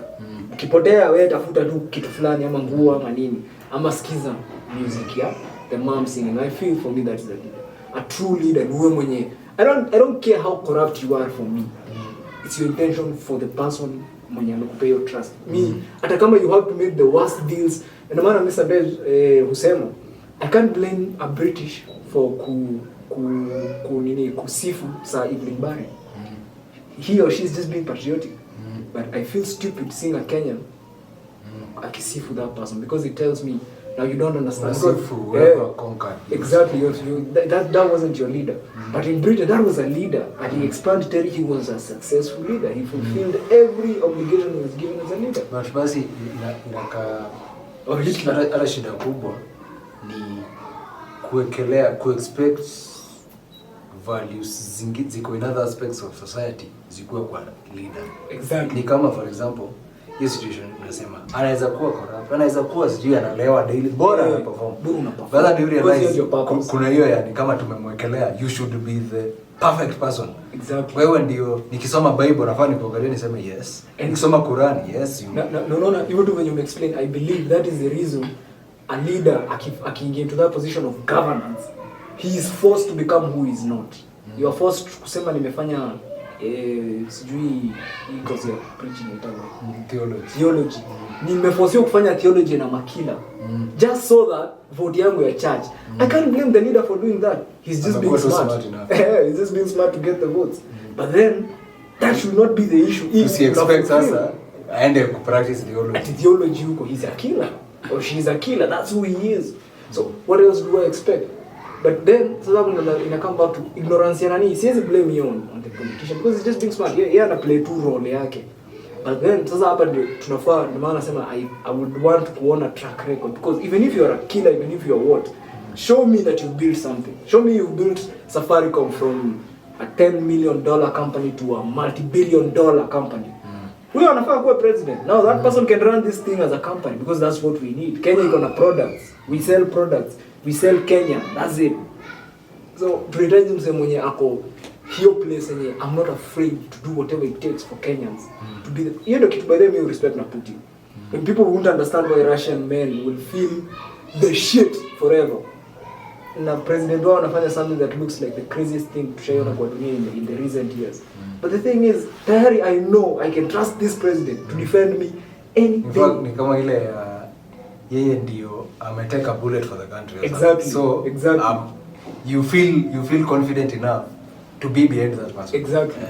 Hata ogopi image yake. Exactly. Bora watu wangu wako safe. Bora wananiona tukienda kwenye tunafaa tuende. Na hata kuona safe. Notice something, na hii kitu nili hit hard.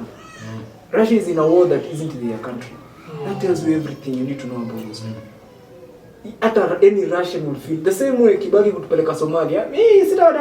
I felt like the shit yo mwaka ka bro, if ningekuwa natoka hii country hiyo ma 2011 bro, watu wangejua naenda tuna ile umetoka wapi Kenya bro. Sisi ni wale wasade tunaenda kupeleka peace kwingine. It makes you feel kind of strong just because your leader is ni kama amekuinspire. Akona guts enough kusimama for us. If mnatubom tutakuja huko kwenu tuwaongea huko mjue na tucheze na nyinyi. Bas, that day I know any day this guy can depend on him. But then kitu kidogo unataka nifanye nini bro? Sasa mimi ninafanya maanisha basi leadership inakaa leadership na governance ni yani zinaitwaje? Hizo shoes unafaa kuzivaa kama una feel miguu zako zinaweza feel hizo pia. The real responsibilities really sio zenye ni defined, ni kama zina change every moment na ziko spontaneous. Exactly. Na zina kuhit ukikalia kiwa hapo tu. Sio whatever. Unajua kuna ni kama ile ya jobs. Unaambiwa ukienda job inaitwaje? Description. Job description. You'll be doing this, you'll be doing this. This is the reporting time. But what happens ukiambiwa kesho tunakuja 5 am na tutoke 9? Exactly. Unaweza complain, but in a car you should have been prepared. You have to prepare that anything can happen. Yeah, it can go outside that description. Exactly. Sasa in a car leadership, it always goes outside. Exactly. Yeah. Ndio maana hiyo point nimesema imenibamba hiyo I feel like you should be ready anytime. Hiyo ndio maana tumekuchoose like when your wall anytime hii wall itaatakiwa. Uko willing to take your hit. Then kakando wewe enda go in the be a leader in the business world where no hauna responsibility apart from the people umeandika job. Sio the entire country. Na kulikuwa na hii quote ilikuwa sema basi umeandika job ndio wase wana work for you, right? But responsibility yako iko kwa whoever is buying the product you are making. Yeah. Whether ni nani ama nani. So huyo msendo unafaa akuwe right as in ile tunaambia the customer is always right, like needs zake zote zimemitiwa by the people under you. Wale wase una manage, utawa manage whatever means necessary kwa goal imefikiwa. I feel that's the same thing tunafaa kuleta sasa. Tukileta governance where sasa ni the same kind of thing hiyo ya CEO but sasa on a larger scale ya country. I feel tunafaa tu kuadopt the same. Yaani venye kuna kuaga na 1 year ile after every year unakuja unaenda kwa board meeting ku-explain. Mimi nikiulizwa hii kitu wanafanyia presidents ya debate kunafaa kuwa na kika hiyo annually. Hata mimi siwezi sema annually ni ndefu. Tunafaa kuiona 6 months. Due the moment unaniambia sijui in 100 days I'll do this. Kuja debate after that 100 days. Exactly.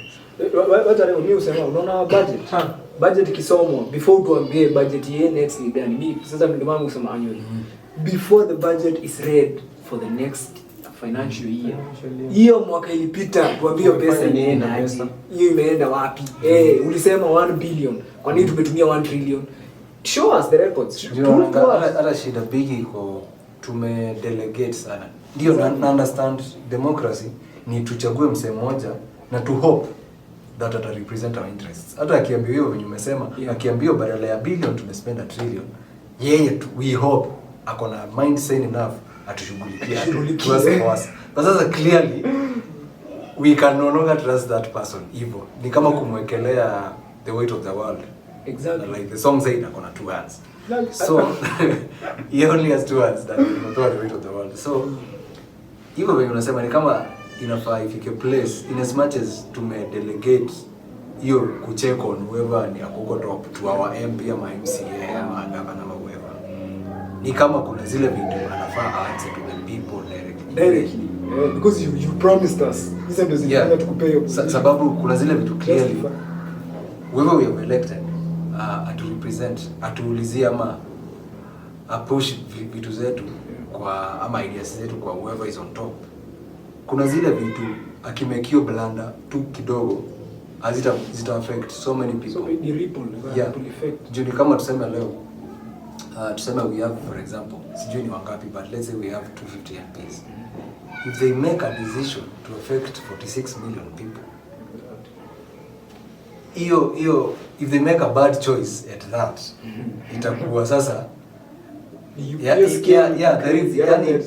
ni big sana for exactly. It's such a kuna zile decisions clearly too big to be made by 250 people ama exactly.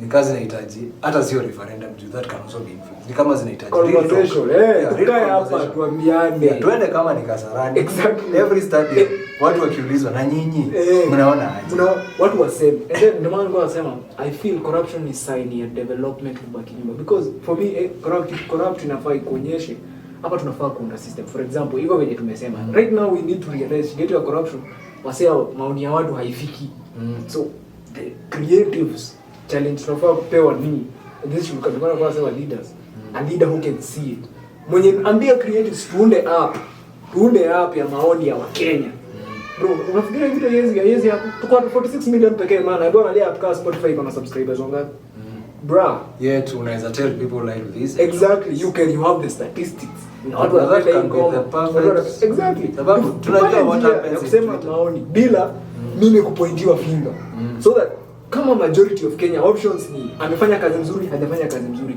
tunaona 70% of Kenyans tuseme Kenyans ni 50 million 20 million ndio wali participate in this statistic. Great. In fact you idea tungeza mute hapo. That's a very big that's a billion dollar. Like bro tunaweza that's the only way unaweza pata inaitwaje real hata kama msi atakutusi wewe mjinga wewe mjinga but it's the truth ndio ukiangalia kuna zile njia unaonanga ziko in place but can you really take that route? Exactly. Ati umepata kibox mahali. Report corruption here. Kuna kamera, kuna why the hell would I write my opinion? Handi yako hapo kando. Ndio unaweka? Ni wewe. 744. Sasa why the hell would I expose myself like that? Exactly. The truth ni saa hii hata ukiangalia reason kuna keyboard warriors. Ni jumse anatusiana at the comfort of their duvet. Exactly. Akiwa hapo ana feel safe. Exactly. In as much as anaweza tracewa kuna njia za kuhepa na alafu anaangalia na si mimi na comment peke yangu ndio exactly alafu na ukiangalia something na ndio maana nimesema corruption is side ya development kwa sababu angalia kitu kama YouTube every sijui inakuwa 3 months wanakutumianga rating every corporate yenye umenini uta notice Spotify, iTunes zote wanakutumianga rates I think every month I think during month ama ni per 2 months zimeanza monthly na smiley face in levels maswali kadhaa hapo waonyeshe tu how they are performing na hiyo kitu ndio wasaidia kama sasa hiyo wamesema they have realized the reason wasanii wengi the real wasanii hawaonekani kwa sababu tuna feature subscribers na hata siku ni muhimu ni true so from end of the month hakuna feature subscriber as long as for YouTube because hiyo to them when they realize ndio maana wasanii the shit wana disappear in the nini because nikikuja channel yako naona ngoma yako alafu naona 3 sijaona 3 other subscribers nafikiria wewe ni the shit kama uko na 3000 videos I expect subconsciously uko na 3000 subscribers. But kama kitu ni kali na hapo chini naona chance ya kusubscribe na mimi sija subscribe na naona kuna a few subscribers na umenibamba, chances za kutasubscribe. Kila kitu ushaipenda YouTube ilikubamba vizuri ulipata ukisubscribe. But only because ilikubamba na ukaona hata mimi nataka kuwa part of it. Sasa imagine uone Chris Brown leo na uone ako na 100 subscribers. Unataka kuwa one of the huyu kama you are almost discovered. Exactly. I'm one of the first niggas to discover who say. So YouTube wakasema fuck it.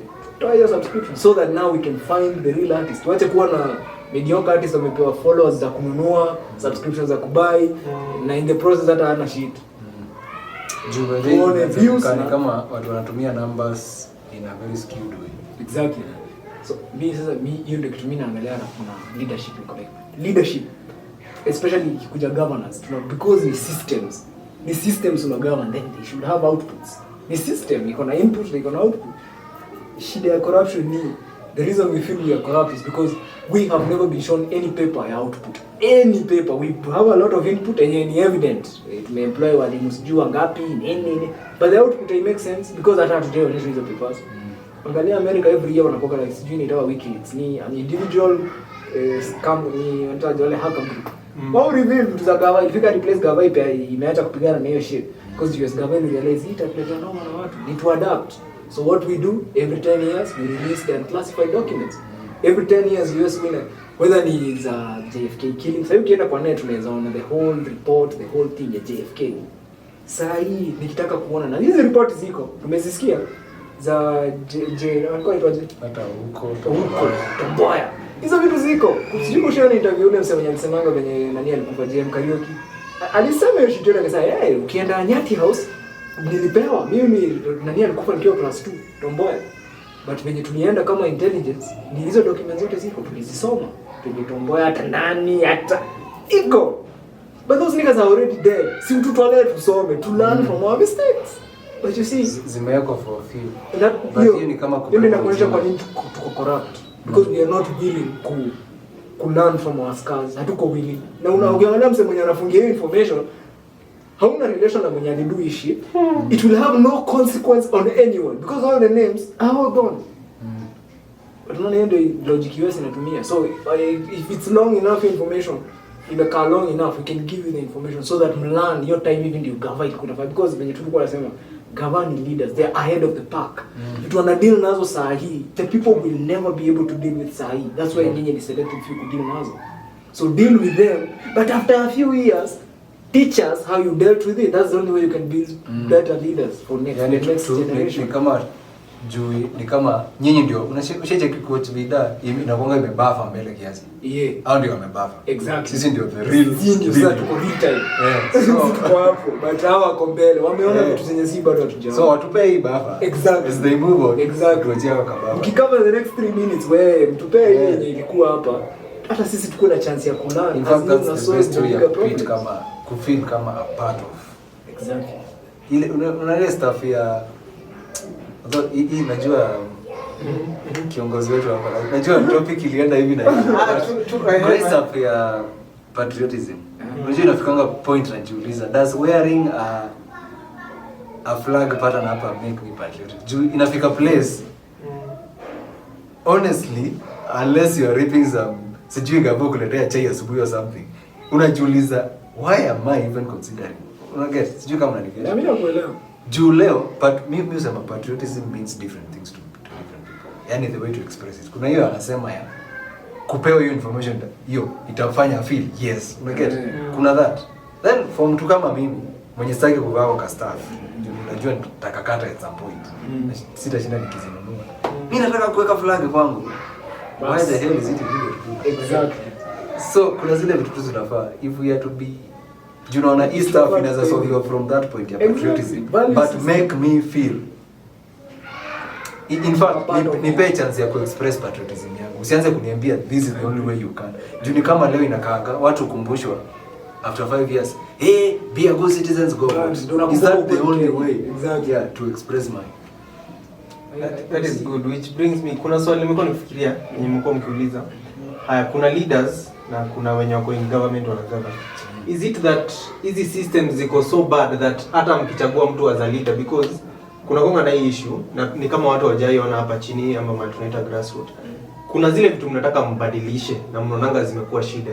But actually probably hizi problems zina fuel systems zenye ziko in place. Exactly. So hata mkichagua mtu mumwambie enda ubadilishe, afike huko hana choice.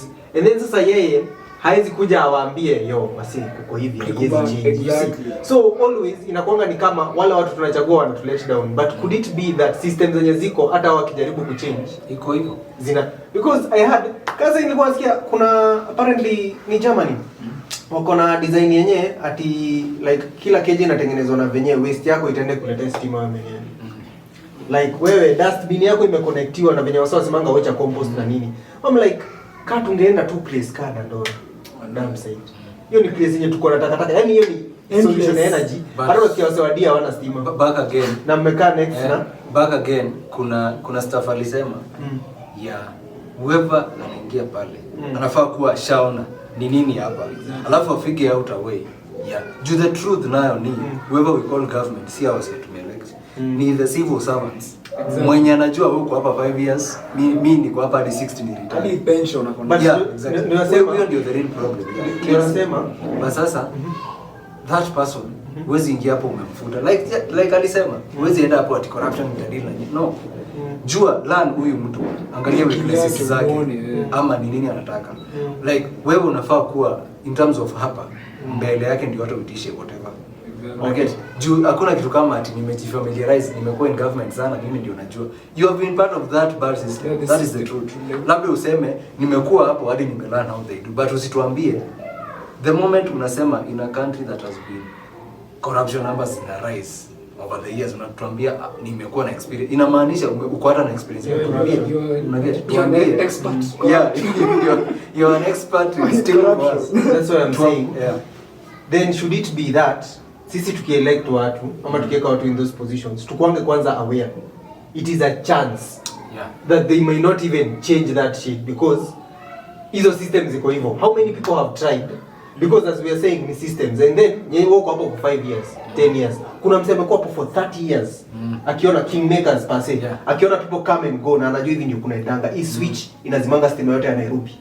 Tukaa hivi kila mtu anaulizana mdosi ndio niangalia akaeka hivi akunywa chai chairudi. You know, so should we as the wenye tuna elect watu huku chini know that hiyo system iko hivyo so that whoever we put like alisema inaweza manage hopes za watu sana. Sababu kuna kitu alisema na venye nilikuwa nasema the bad thing about it ni outufai juu tumechagua msee we don't find our own information.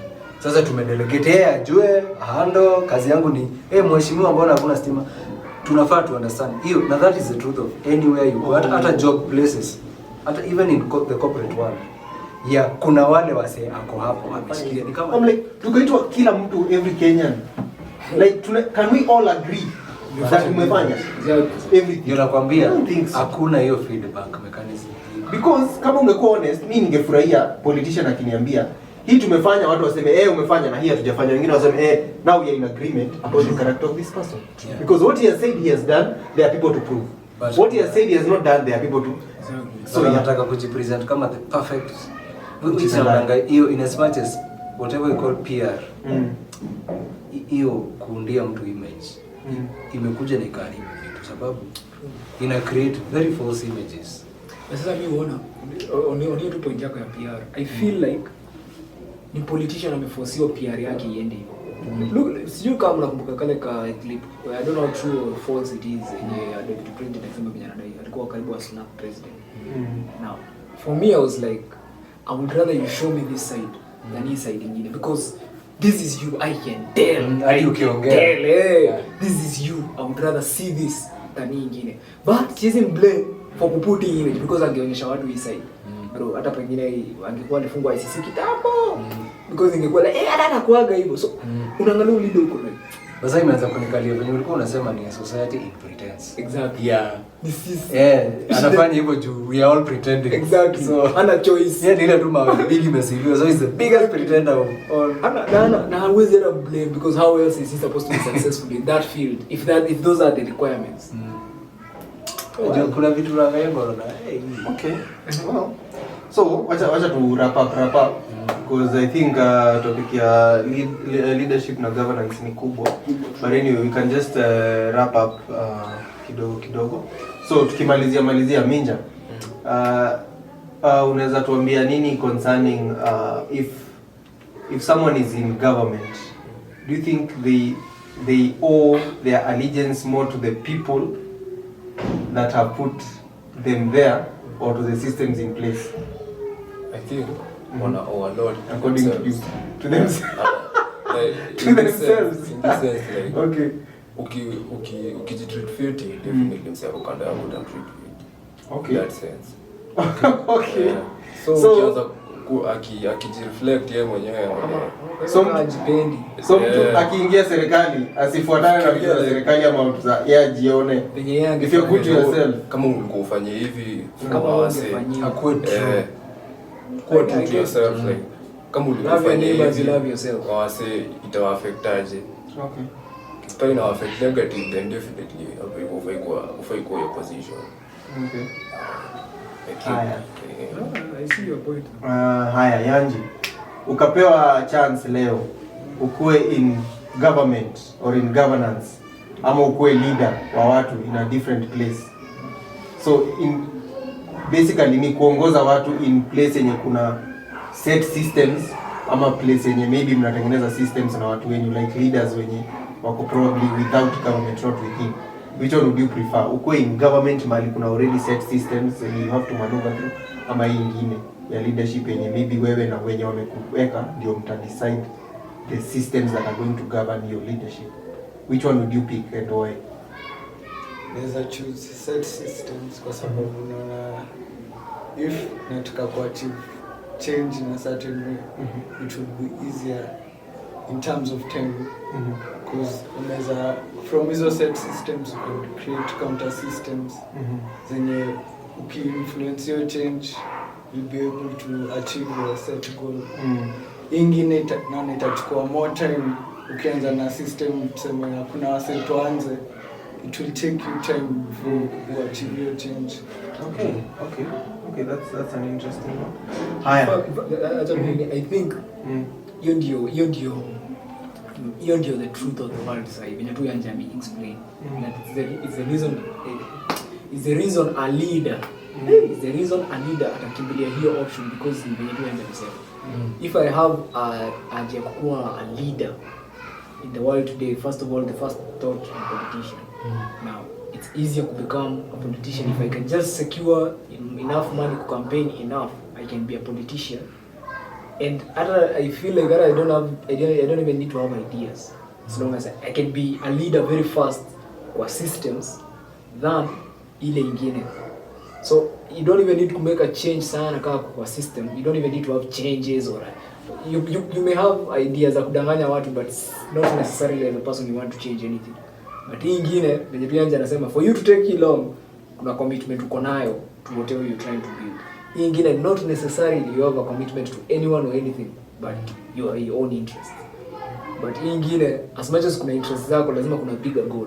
For you kukaa 10 years chasing the same dream and eventually get into a leadership position, I feel kuna bigger commitment here than venye tu unasema. So I feel your point yake ni real hata in our situation. Haya, all right. Joel, between your governor mahali umetoka na a leader in your life mwenye you can look up to, nani unaona anaweza influence your way of life faster, or who influences your day-to-day life more? Is it someone who is directly above you in governance, or is it someone who is you look up to as a leader but not in government, for you personally? Nikijiangalia huyo leader mwenye si governor ndio naweza sema ana influence, sababu where I'm going si kwenye basically tuseme the county of Machakos ninataka kwenda. At the end of the day huyo governor anafuata set system yenye mimi niko sure kwenye zinakuja kupatana na yangu, path yangu inakuja cross na ya the governor ni very small aspects maybe. Juu tuseme maybe nikiwa na biz tupatane kwa taxation ama nikitaka permit. But where I want to go, see clearly sio kwenye county inaenda. But where I'm going, itafit kwa county na itabenefit na itabenefit. Okay. Interesting. Haya. Then tupe final words alafu tafunga sasa. The leadership. Na governance, anything hivyo. For me, I feel leadership ni anyone can be, first of all, anyone can be a leader. Anyone, as long as you are informed enough, you can be a leader. Because for me, if you are informed enough, you go ahead of the pack. It means there's something you can teach the rest. So we look up to you to teach us something. And the more informed you are, the more ahead of the pack you'll always be. And I feel that is the difference between a rich man and a poor man in information. That's the nido when it comes to material stuff, but the only reason we are gonna money over who you information. The kind of information we are exposed to and the kind of information we are exposed to. That's the only difference. And I feel that is also the same difference between leadership. And that's why you'll never find a leader mwenye ako inside the poverty. Ever. Hata kama alikuwa the poorest man, as soon as amekalia hiyo kiti, he becomes the richest man. Because leadership, I don't think leadership and poverty go hand in hand. But the mentality of poverty can affect the leadership style. So, kuna a lot of things, but hiyo sasa ni in leadership. Now, governance ni a whole other thing where I feel, personally for me si ule msina believe in, but mimi naweza taka kuwa in governance because me si ule msina kuconform. And I feel leaders should know that about themselves. Personally, me siwezi taka kuwa president wenu, because once you reach me to the edge, I'm be a dictator, let me not lie to you. Na hiyo ni kitu personal. Maana kwa sababu leadership is very individual. You need to know where your strength is and where your weakness is. So that me, I know if I was forced to be in governance today, I would have to deal with my own ego in terms of mimi ule msee nataka kufanya vile nataka. Hii vision iko nayo, I want to do it the way I want. And knowing that I have to fulfill the opinions of a lot of people, it would be unfair of me kuchirusha hapo and force my opinion on it. I mean, it's not necessarily your way of thinking. So I feel leadership is very important to understand leadership before saying anything about governance. You understand yourself, leadership style yako ni gani, how do I act on things, especially because you are prepared for the situation before you happen. Because anything can happen. Someone can annoy me in a minute, somebody can excite me in a minute. How do I react to those? As a leader, I feel it's very important to make a rash decision on behalf of 46 million people based on an excitement of 10 minutes. Yani kitu very individual. You have kukaa chini with yourself, understand it. I feel the long journey first before we get to this short journey. Because I feel governance with the right leader can be impactful instantly. But governance with the long journey, how am I leading and everything, I feel governance will just fail. So governance for me is something that should come after we figure out your leadership skills, your leadership style, because anyone can be a leader. As long as you're informed enough, you can be a leader.